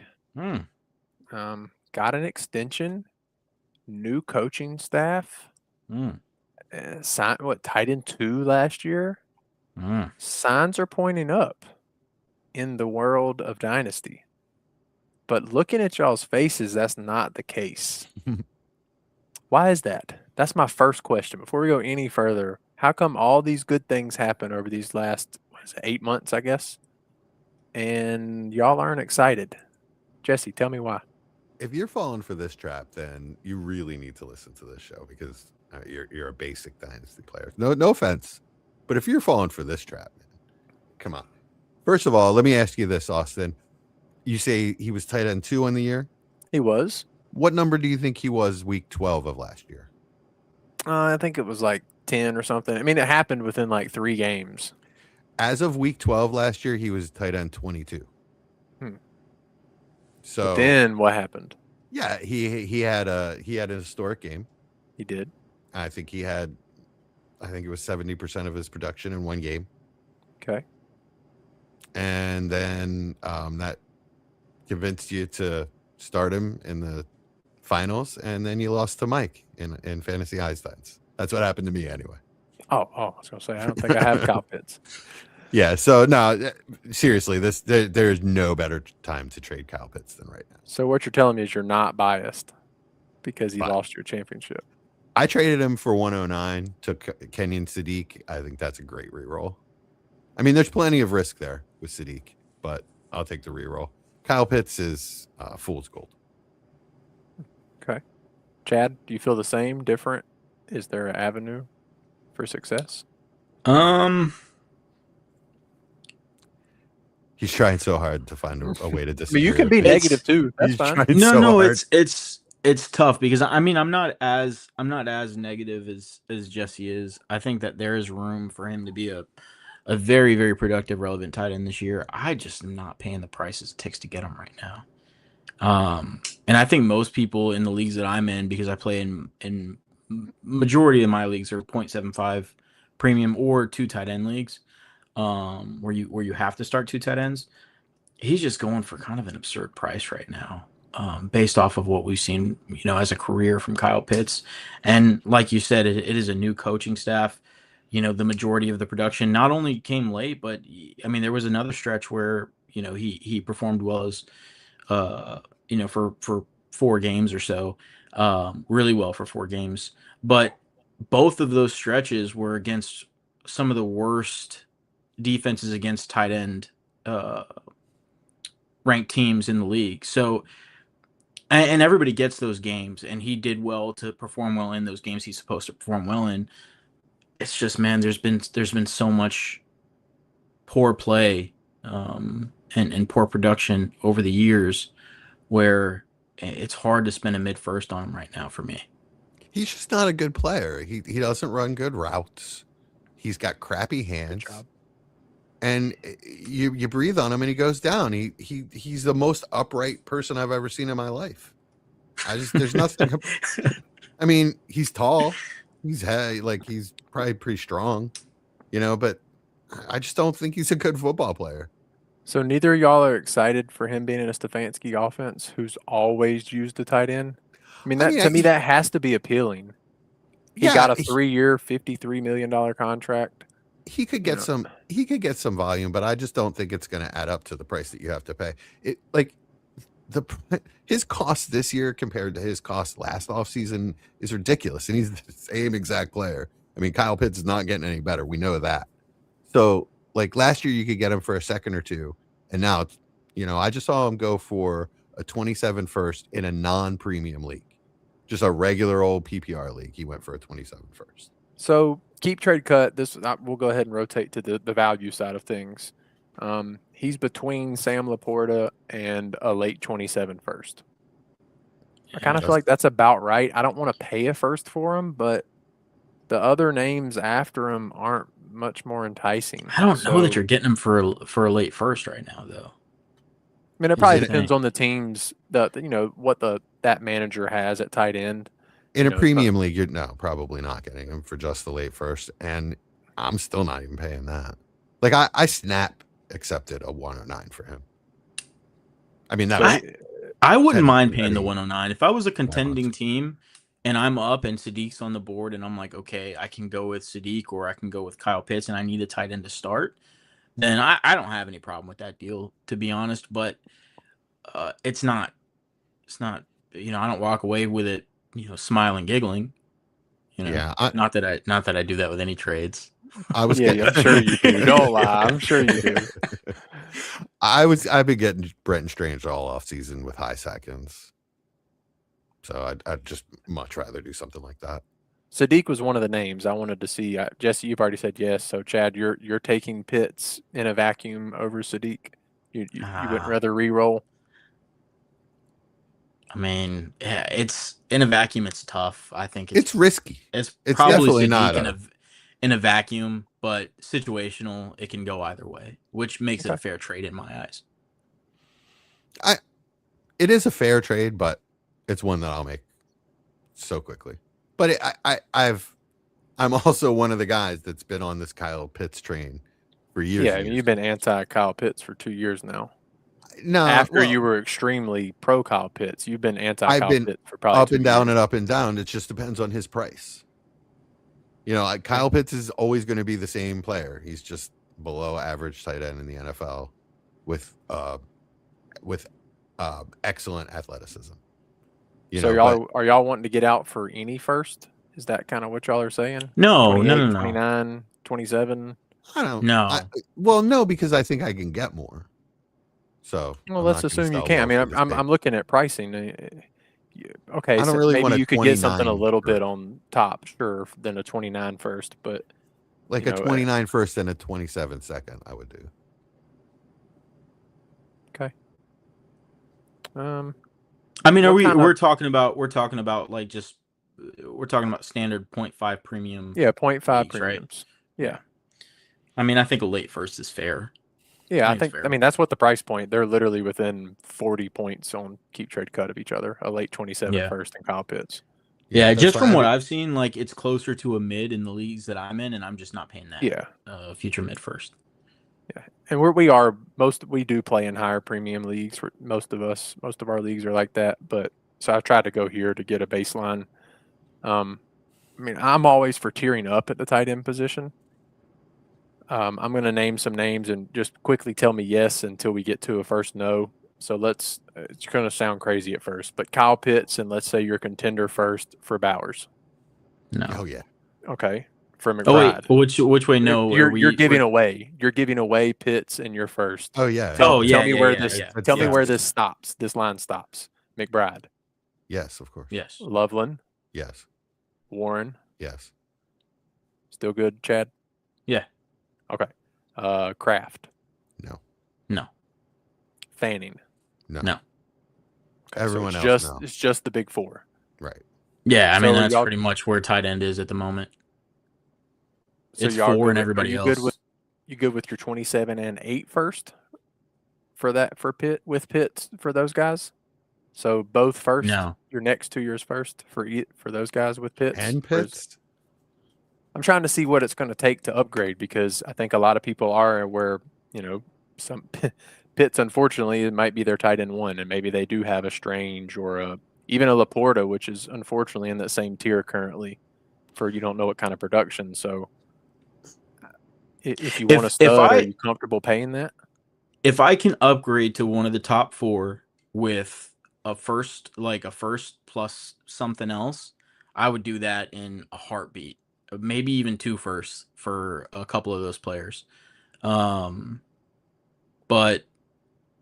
anybody below those 4, and I have Pitts, I don't even know that I care to really make a move. I'll probably just stick with Pitts. Yeah, you're asking me to pay 3 firsts is a lot. I mean, Bowers and McBride are going to cost that for sure. That's why I'm not going to. Yeah, I just won't.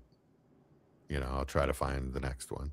Yeah, if it's Pitts and 2 firsts for McBride, I'm doing that. If it's Pitts and 2 firsts for Bowers, I'm doing that. Plus a little bit more. I wouldn't mind throwing in some other stuff, but I'm not giving up 3 firsts and Pitts for any type. Yeah, I'm 2 first and Pitts was my price point. Yeah. That was my question for I probably would try to find a cheap vet that I could get high end production out of for a year, like Goddard was tight end 2 last year, I believe. Okay. Like something like that, like Ferguson. Okay. Yeah, we're gonna. I'm with you past those 4. Like if it's a 1 first plus Pitts for Loveland or Warren, I'd do that. Even if I have to throw in like a future second or something. And if it's Pitts plus 2 firsts for McBride or Bowers, I'm fine with that too. But it's just once you get past those 4, I just don't think it's even worth considering a move and adding anything to it. Like I'd rather just stick with Pitts because it's so up in the air with any of these guys. 3 firsts is a lot. I just don't know that I can. I just can't imagine you get him any. I don't know if your contender 27 and 28 first with Pitts touches. I don't think guys. Yeah, I'm not even arguing with the price. I'm just saying I would. Yeah, just saying you wouldn't personally. Yeah, do I get it. Yeah, for sure. Yeah, I would just sure. find something else. I get it.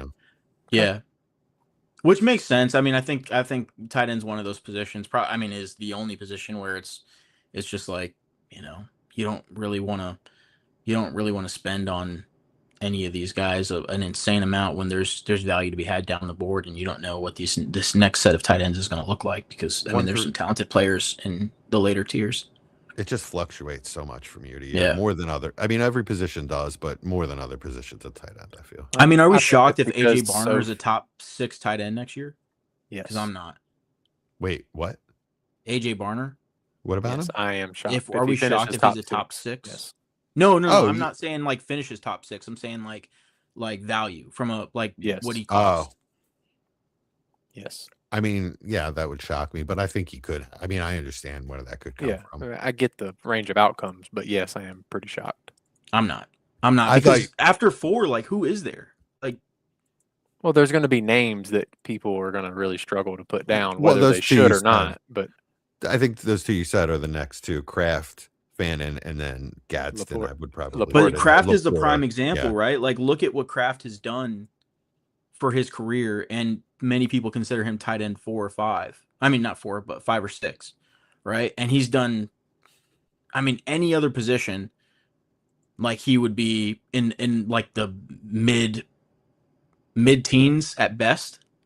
Well, that's because the position sucks. That's what I'm saying. Problem. Like, there exactly could be the problem.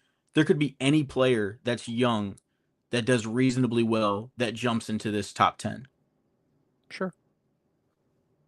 Okay. Well, I don't want to go too far into tight ends because we haven't done rankings yet. So, yeah. Anything else y'all have with Pitts that y'all can kind of hit everything that I wanted to discuss? I think he's a pretty polarizing name, but do y'all have anything else? No, it's that. I mean, like I say, I think we hit everything. It's a new offense with Stefanski.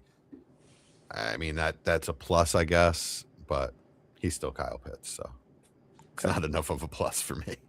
Okay. Yeah. I mean, if you can get him for that late first, I think you need a tight end. I think that's well worth it. Anything more than that is what you're saying, or are you saying 27? 26, yeah, 26 preferably. I'm really not trying to get out 27 picks right now, just because of the hype behind it, not because of any I think the class is so superior that there's no draft pick in the first round that's just going to be worth trading away. But the hype is so much right now. I think as we get closer to the draft, it just doesn't make sense to trade those right now. But if you can trade a 28 first, you think you're going to be competitive for a few years, maybe that makes sense for you. But yeah, it's he's an interesting one because the upside is definitely going to be there. I'd trade a high first for Strange or a mid first for Ferguson or Goddard before doing that. Late first. A high. Oh yeah. Did I say first? Second. Okay. High second. Even for that, Strange. I was like, high second for Strange. Whoa. I would trade a high second for Strange or a mid to late second for Ferguson or Goddard. That's what I would do instead of trading for a first for Pitts. Okay. Cool. Well, this has been the Kyle Pitts version of Front Office Focus Player of the Week.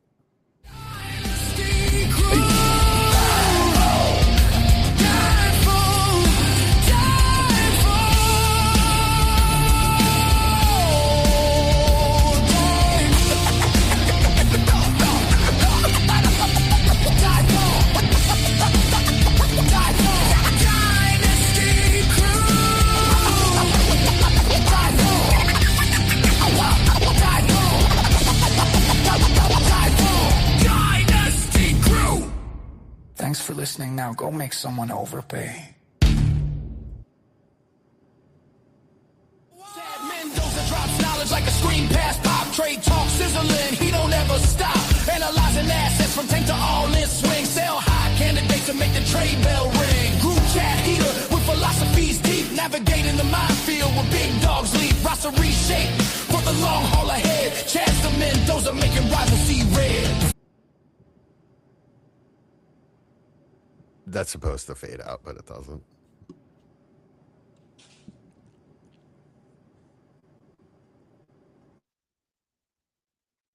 You muted, Chad.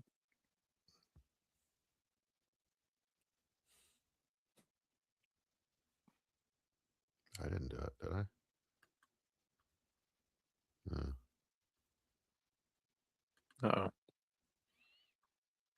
Oh, frozen up. Yeah.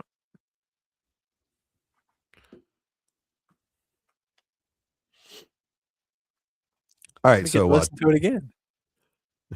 What, Chad? I guess Chad leave and We'll come just back. restart it. Yeah, we'll just restart the segment. Well, we can just take all of this out. It's easy. Just a swipe and a Well, click. I mean, that way he can get ready is what I was saying. Oh. So he doesn't have to come in and be like, oh, yeah, here we go.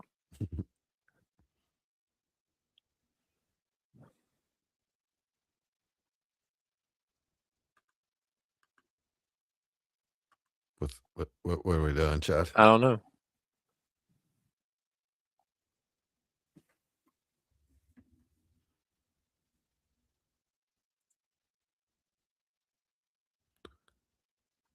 All right, so Austin.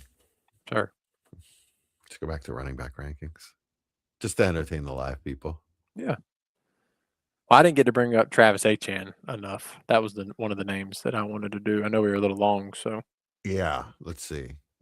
Yeah, you have him at 18. I have him at 14. So I had him at 14 behind Bucky. And then the more I thought about Kamara and being in New Orleans, I just got a little scared and dropped him down at the top of the, really, I guess in the middle of the vet guys. I was trying to think of would I rather have McCaffrey and Barkley or Achane, and I kind of just decided to go with the two vets that I knew would produce big instead of because I didn't remember that Achane was almost 28. Yeah. That kind of threw me for. I forgot he came in at almost 24. Yeah, he stayed in. He stayed in for an extra year. Yeah, and so that kind of threw me for a little bit of a loop, and so I dropped him down a little bit more. I mean, I'm extremely excited for the production this year, but I just don't know, a little bit of question marks with what it could be. I just think he's an excellent player. That's gonna really fit that offense. It's a really good offense.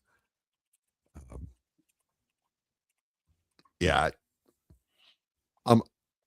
Oh, I think I gotta check this. Okay, that's for me.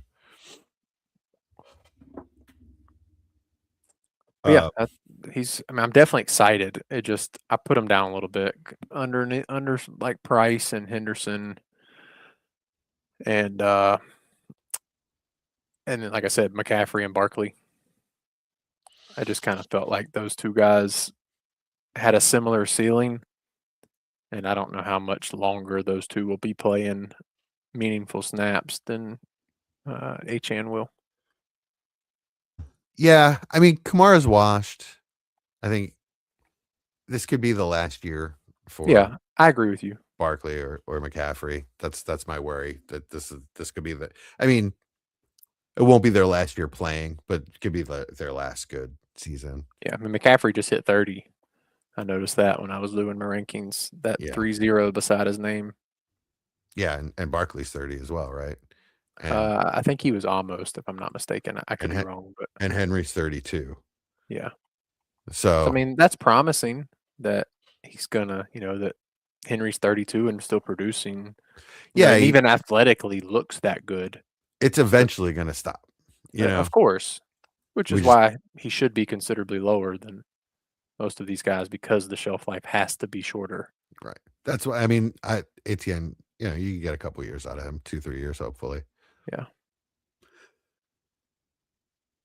For most backs outside of the elite top end backs, we lost everybody live, so we don't even have to worry about it now. Okay. Except for the top end guys. I mean, it's like a 2 to 3 year window that you hope for, I think. Outside of like top 6-7 guys at best. Really top 5 probably. Chad, are you coming back? Is it playing on a loop or something? I'm not sure what's going on.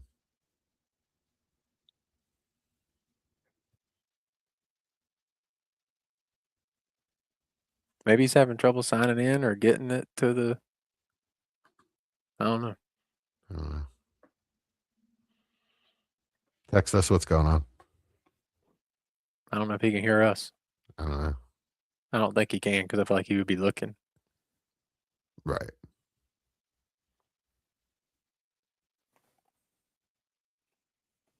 What's he looking at? I would assume his phone. I mean, that's my assumption. I could be wrong, but I'm guessing he's trying to get a password or something. Like it's booted him. He might not even know he can see us or that we can see him. I was going to say boot him out and see what happened.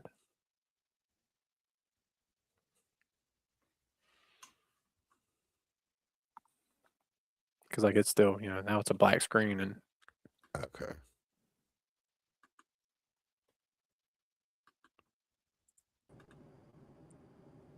there we go. All right. Can everybody hear me now? Yeah. Yeah.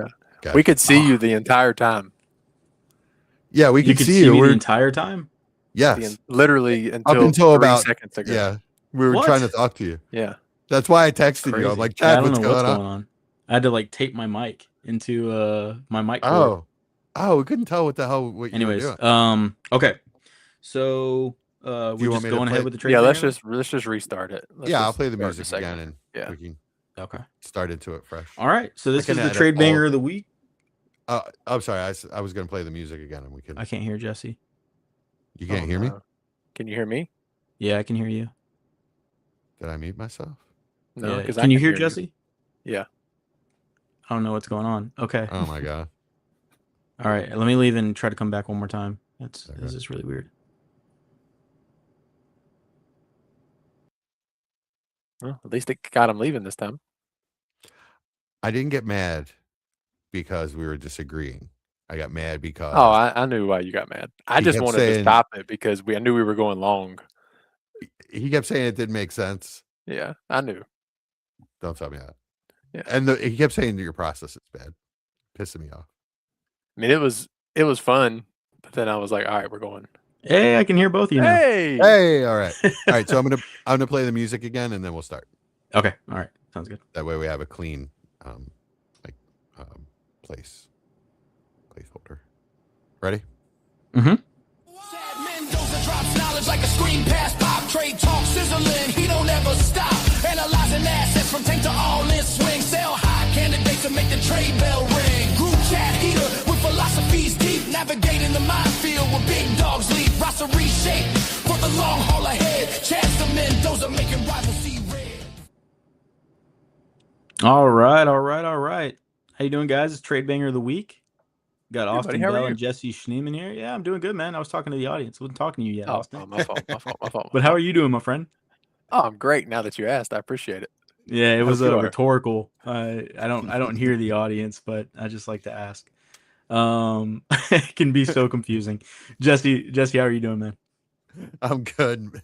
I like the Matthew McConaughey entry. that was pretty Yeah, I good. got to, man. I'm that close to Austin. It's contagious. Not Austin the Okay. person, Austin the city. That's where Austin Matthew the city, I McConaughey was is yeah. hoping you were getting closer to me. from. No, man, I stay away as far as I Smart can. choice. No, we got a really interesting trade this week. At least I like to think so. Hopefully I'm right. Well, we're going to be talking about running backs because it's All running right. back week. So why not, right? Nope. All right. So this trade, just kind of a standard league format, super flex, all that kind of good stuff, but we don't care. It's running back, start 2 running back, no point per carry, anything silly like that. We've got on one side, Quinshon Judkins and a 2027 third, right? The other team is receiving Jadarian Price and Wan'Dale Robinson.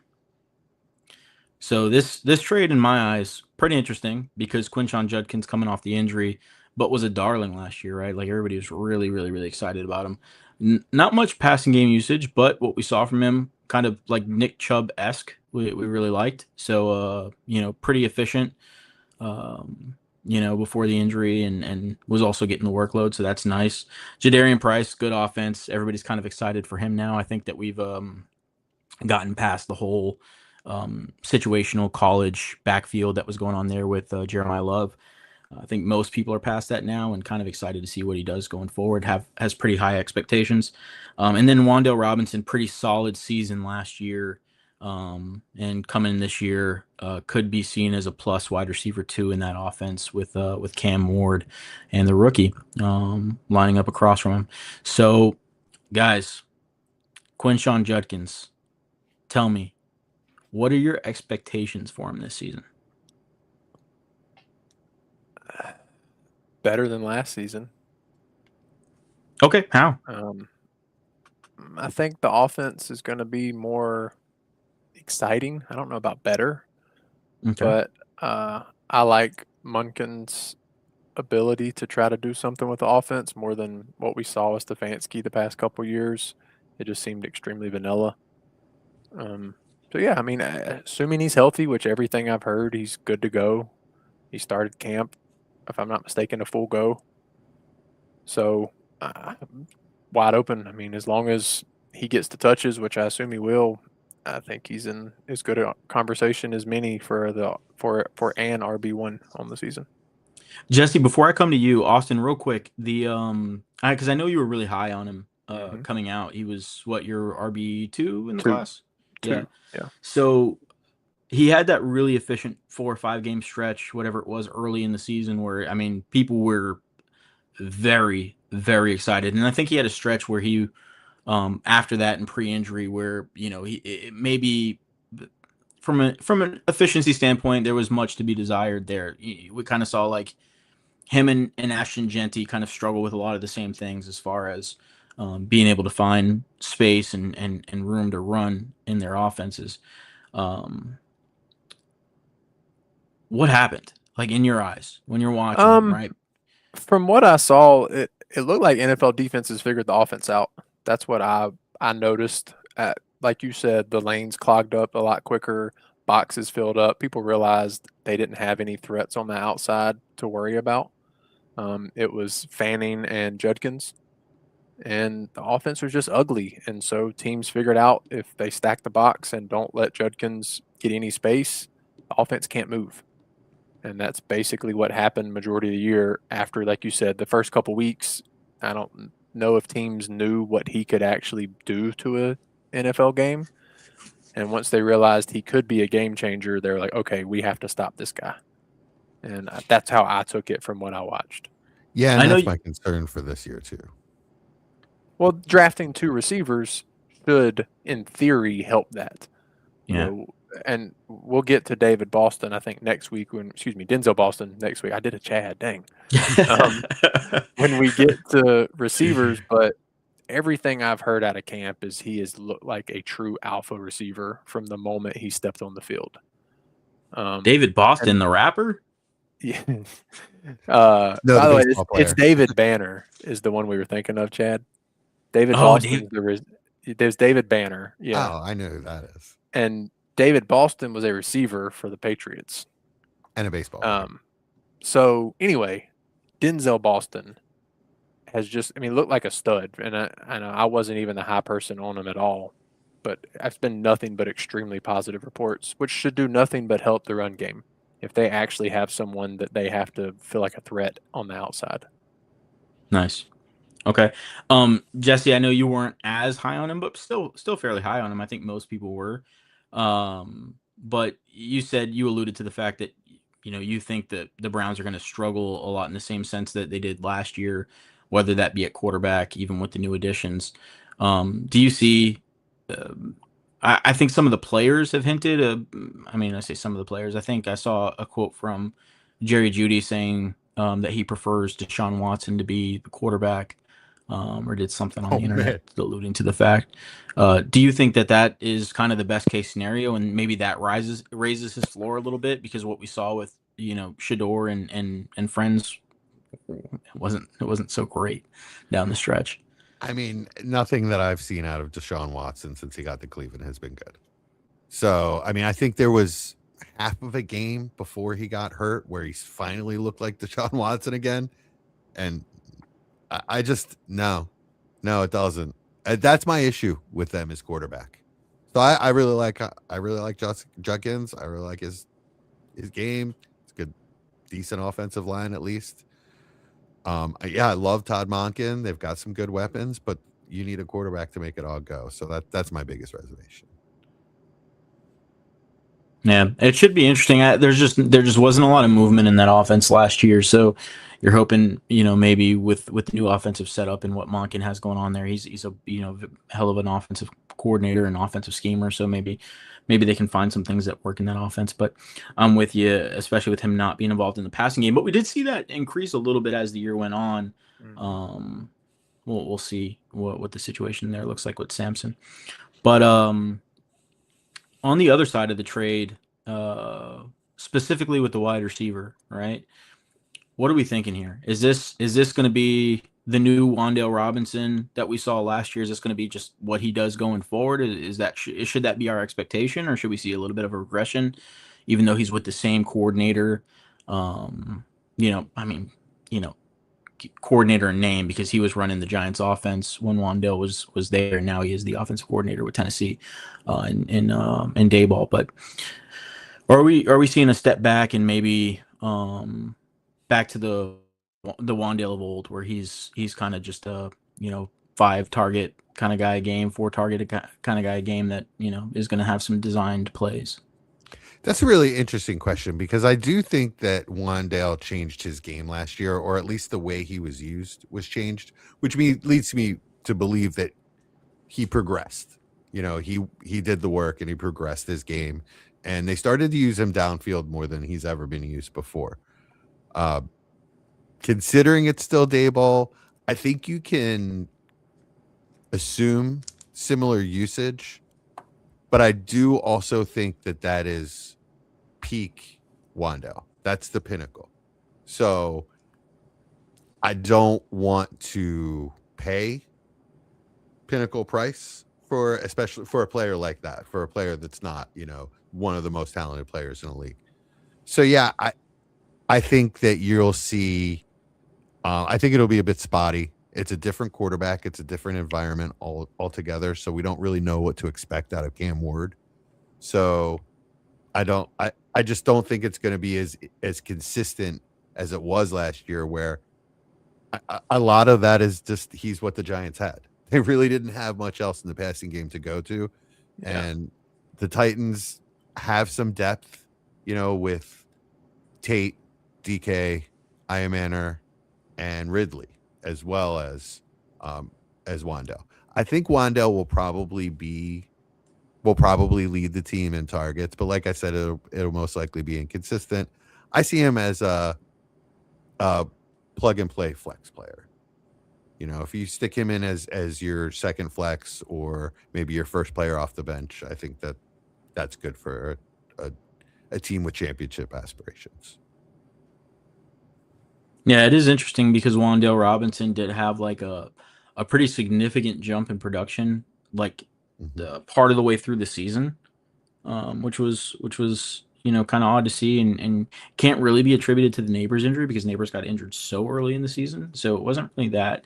It's hard to pinpoint why exactly that happened. They changed his usage. It was just the usage was, they just had never used him downfield before, and he started making plays.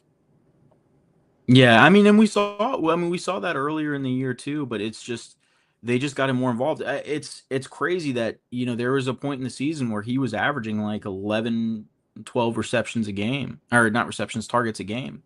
Well, it's not just Neighbors injury either. Slayton went down, and say what you will about Slayton's inconsistency, the Giants have depended on him for years. So that's a big void. And I hate to bring this name up after the main show, but Scat also got hurt. Yeah, right. that could be the offense major. Yeah, basically had to shift to Wan'Dale at that point. There wasn't another, as Jesse said, there wasn't another name. There was nobody else there. You know what? I hadn't even really thought about that, but it does line up with the Scat injury. His jump in production was exactly when when Scatterbo went down, which makes sense because Scat was receiving a ton of targets in that offense as well. So maybe he adopted them. But what does bode well, I think, is the contract. How you guys feel about that? What was it like? 3 years, 4 years, 70 million or something like that. 4 years 70 or 4 years 78. Yeah, something like that. Yeah, it's a good contract. It was a lot of money. It was a lot of money for a wide receiver too. Yeah, like I said, I think he'll lead the team in targets this year. Yeah, 4 for 70, okay. 38 guaranteed. What are you guys willing to pay for him? I'll pay a good second for him. Like a 203, 204. Yeah. I'm If probably somebody not wants your paying more 27 than a second, are you doing it? If I'm a playoff team, for sure. Like, yeah, you think you're a playoff team. Maybe you're not like, maybe it's a competitive league. You're not like far and away the best team, but you think you're gonna, clinch a playoff spot and have a shot. Yeah, I think I'd do that. Probably not preseason for me. Okay. Wait to see how I it goes. I think in the season, yeah, because I don't think his price is really going to get much more. Maybe I have to throw a third in, sure. Yeah. But I don't see him becoming worth a first. And I really don't see, I mean, there are certain avenues where he could become worth 2 seconds, sure. But I would say that's his cap. So I would rather wait and let me see what happens because, again, as Jesse said, he's not one of the most talented players in the league. So Yeah. the value ceiling is only but so high. And he's the not same as young time- as most people think, too. He's going to be 26 this season, I think. Yeah, correct. He's 25 and a half, dead on it right now. He's in his prime. I I mean, mean, he's got a good 3 or 4 years before I'm really worried if he can have the usage. if that offer, if I'm a playoff team, a mid-range playoff team, and that offer comes into my inbox right now for my second, I'd probably take it. Yeah. Okay. Yeah, I'm That'd not be- mad I'll at definitely it either think way, about it. to be honest. Yeah. Because he would be a nice bench piece to have on Yeah. my contending roster. That's I what I'm don't saying. really want to have to start him. I don't feel like I think if my team if he would fill a starting role, I probably don't want to do the trade. Mhm. But if he becomes a bench player, I probably would be more comfortable moving my second at that point, if that makes sense. So yeah, this, if I have to trade my second right now to fill a starting position, a starting flex Exactly spot, then my I'm point. not really a Yes, contender. exactly. yeah, my that point. makes sense. That makes sense. Which, I mean, it's interesting because he was, I think, wide receiver 15 last year. Don't quote me on that. That was just off the top of my head. It was something like that. Yeah, I don't remember exactly. but 14. He you're was in the wide receiver range. 14 last year. So, I mean, there's a world where he's even better than last season because last season was inconsistent.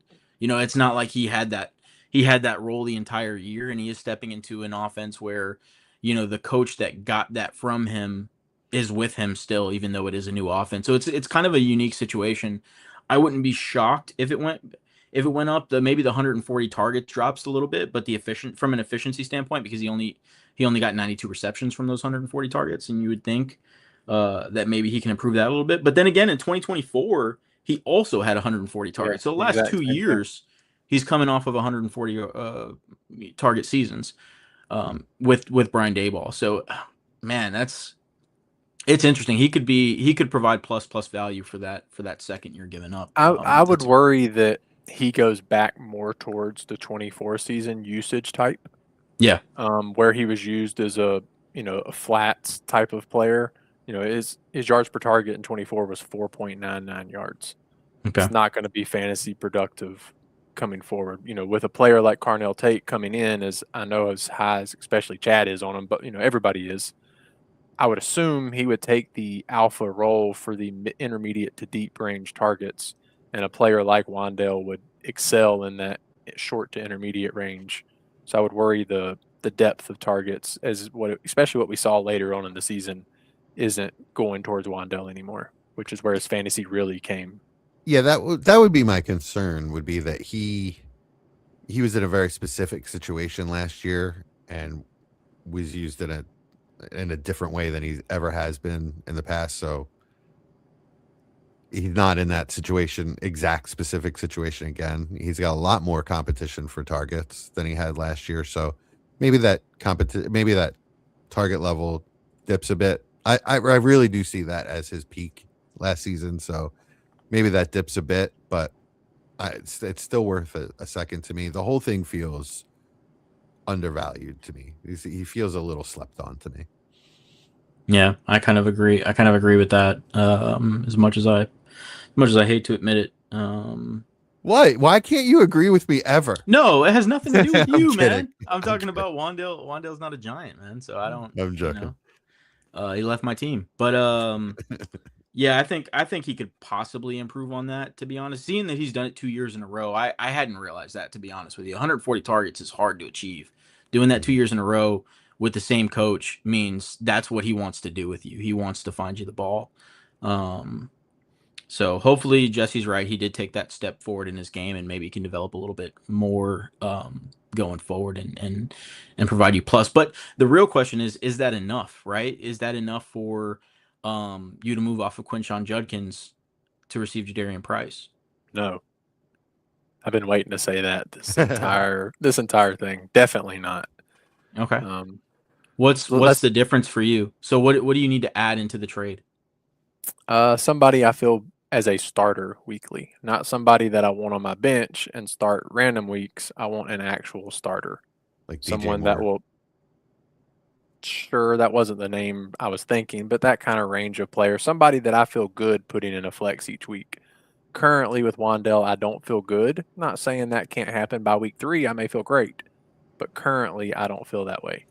So that's what I. So would is need. it the value of the player that's throwing you off, or the player in itself and how you see him? Both, I guess. Okay. I mean, in essence, I guess we're viewing Wandell as what, a mid 27 second, roughly. Is Mhm. that kind of what we're Yep. saying? Yeah. I don't think Price and a mid 27 second for Judkins and my mid 27 third would ever make me move off of him. So yeah, I guess the value's not enough. But a first is too much, so I don't know where my value range is, but it's not that. So it sounds like it's more on the player side. Like there maybe is a player out there worth somewhere in the mid to Sure. maybe even early second that would get that trade done for you. It's just Yeah, not this player. You're probably right. potentially. Yeah, you're probably right. I'm trying to look at on here while y'all are talking. I'll try to see if I Jesse, can find a name that. What about you? Just your overall thoughts on the trade, and if it's not enough, then what kind of separates it for you? I'm on the Judkins side as well, but not nearly as much as Austin. So for me, it's just the third.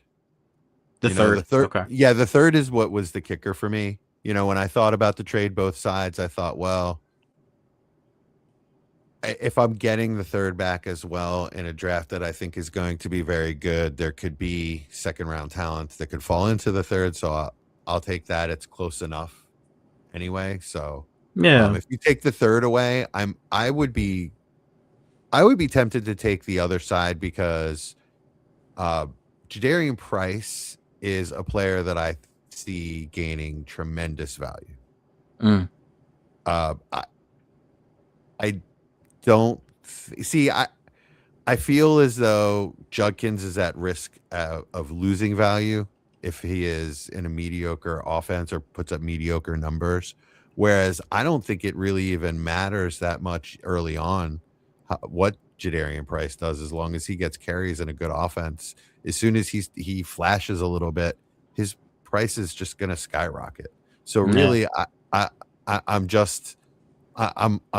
might even just be playing it for a short flip to gain a bunch of value that way. But that's why I would, without the third, maybe lean the Price side. Yeah, that makes sense. It's just that Jadarian Price, I think once people wake up and realize that he's going to be Seattle's starting running back, his value is just going to skyrocket. It's going to go through the roof. I think what's gonna do it. And you guys know there's a little bit of bias here because I do believe in Jadarian Price as a player, but I do think that there's a very heavy misconception with the style of player that he is, especially because of what he weighed at the combine, without actually seeing the player visually in an NFL uniform. And seeing him run the football, I think people are going to be genuinely surprised at his play strength and the style of player he is. I think he's going to be a lot more enticing to people because the style of runner is very popular in Dynasty. He's a hard runner with big play potential, which is always looked at positively. So, but really, really good points there, Jesse. The interesting part for me is that during the whole discussion, the one thing we haven't mentioned, other than me mentioning it casually in the beginning, is the injury with Quinshon Judkins. So this is not a concern for you guys at all? No, I think he's anything negative. Yeah, I think he's good to go with the injury. Yeah. Okay, cool. Just wanted to double check because I'm sure some people some Judkins owners and people potentially looking to buy Judkins or sell Judkins are maybe a little worried because it did look so gruesome on broadcast. Was that? Yeah. So good to see he's coming back from it strong. Is there anything else you guys want to add? Any other? Did you find another player, Austin, that you were thinking? Yeah, I did actually. We actually just brought him up when we were talking about Judkins, but Denzel Boston. He's in Okay. that early second range on keep trade cut for like a 27 pick. That would kind of be the name that would probably entice me enough to see if I could do that, because I'm not as big of a Price believer for the workhorse style. I think he does have a good chance to see a value increase, but heck, we all had him at 14 already. So let's say he jumps to 10, which is where Judkins is roughly. It's not a huge value difference, obviously, considering we're looking at a trade with Wandale Robinson being the value difference. All right, so free Wandale Robinson. I mean, it's not trying to insult him, but what I'm saying is unless Price goes crazy, he's not jumping up into that 4, 5, 6 range. So his jump is up to that 8, 9, 10 range, and the value difference is a second. I see what you mean. The cachet that Judkins carries is gonna, if he produces, he's gonna more easily be looked at in the top 4 or 5 range. Although if Jadarian Price is good, it doesn't matter. Sure. If Jadarian Price produces on Seattle, he will absolutely bump up into that top 5 discussion. Absolutely. Yeah, I think either one of them. I think either one of them has the opportunity to really cement themselves in a top 5, 6 running back, ranking for the offseason next season. The difference for me is one of them is in Cleveland and one of them isn't. Right. See, the difference for me is I think one's considerably more talented. That's how I view it. I think Judkins is a much better running back than Jadarian Price. I've been on the minority of that. Price. Yeah. You're very high on Judkins. Price hasn't impressed me. That's my bigger thing. I think he is a flashy running back. I really am intrigued to see him this year, and I hope he gets a not workhorse because nobody really does, but like the 1A option on an offense. Yeah. I want to see it. I want to see what it looks like because I'm cool with being wrong in it. I just want to see it. You're about to. Yeah, maybe. I think we mentioned Charbonnet's on the track to come back week 1. I mean, they've already talked about that. Like he's legit on track to be a possibility for week 1. I mean, we've seen Charbonnet try to be. He sure killed Kenneth Walker for 4 years. Look, if Jadarian Price gets Kenneth Walker's role, I'm very happy with that. So Jadarian Price is better than Kenneth Walker? Please don't say yes. On a down-to-down basis, on a consistency basis, possibly.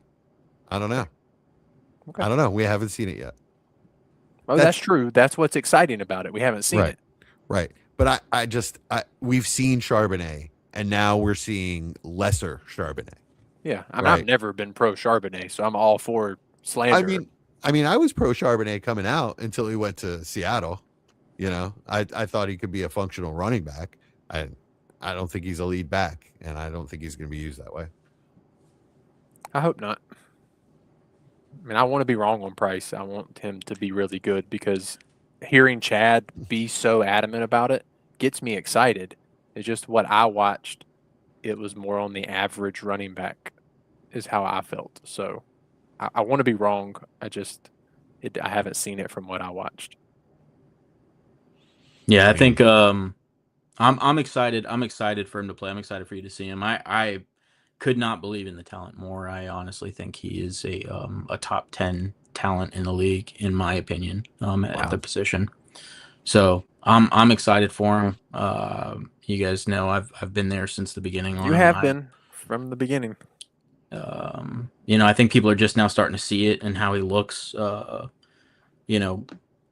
His play style is just going to shock people. It's going to shock people. I mentioned Nick Chubb, when talking about Quinshon Judkins, a lot of the same traits with Jadarian Price. I mean, he's going to shock people with how he runs the football.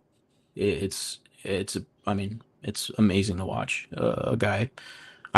You can't even say his size because he looks a hell of a lot bigger than what he weighed in at the combine. I still don't understand how that is even possible. But we'll see. Because I thought he was bigger than Jeremiah Love, and so did a lot of Notre Dame fans. So it'll be interesting. Sweet. All right. So, Chad, I take it you're going with the You like the price side? I think it's a fair trade. I would preferably like a different piece other than Wan'Dale Robinson, to be honest. But I think it's pretty even, to be honest. I would struggle with it. If somebody sent that to me, it'd probably sit in my mailbox for a day while I thought it over. So, yeah. Any other comments, concerns, questions, points? No, it's a cool trade. It's an interesting one, especially we just talked running backs and didn't talk those two guys, so like side by side. So that was cool. Yeah, I was pretty happy we didn't dig too far into either one of them.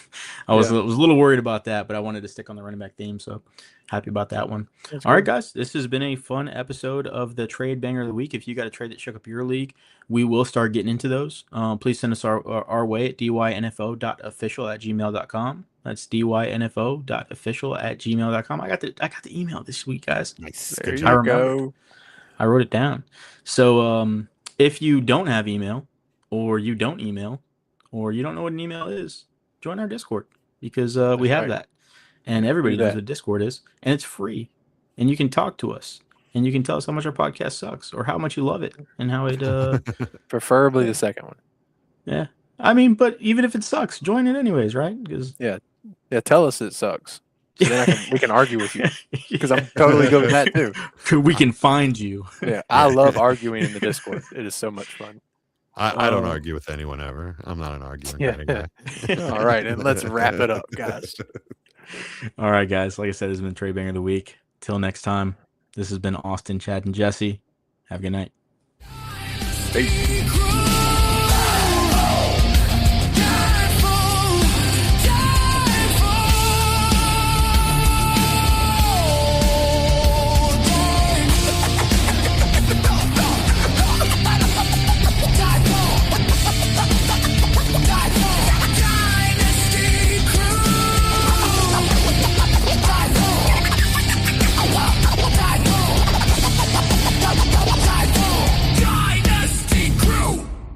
Thanks for listening. Now go make someone overpay.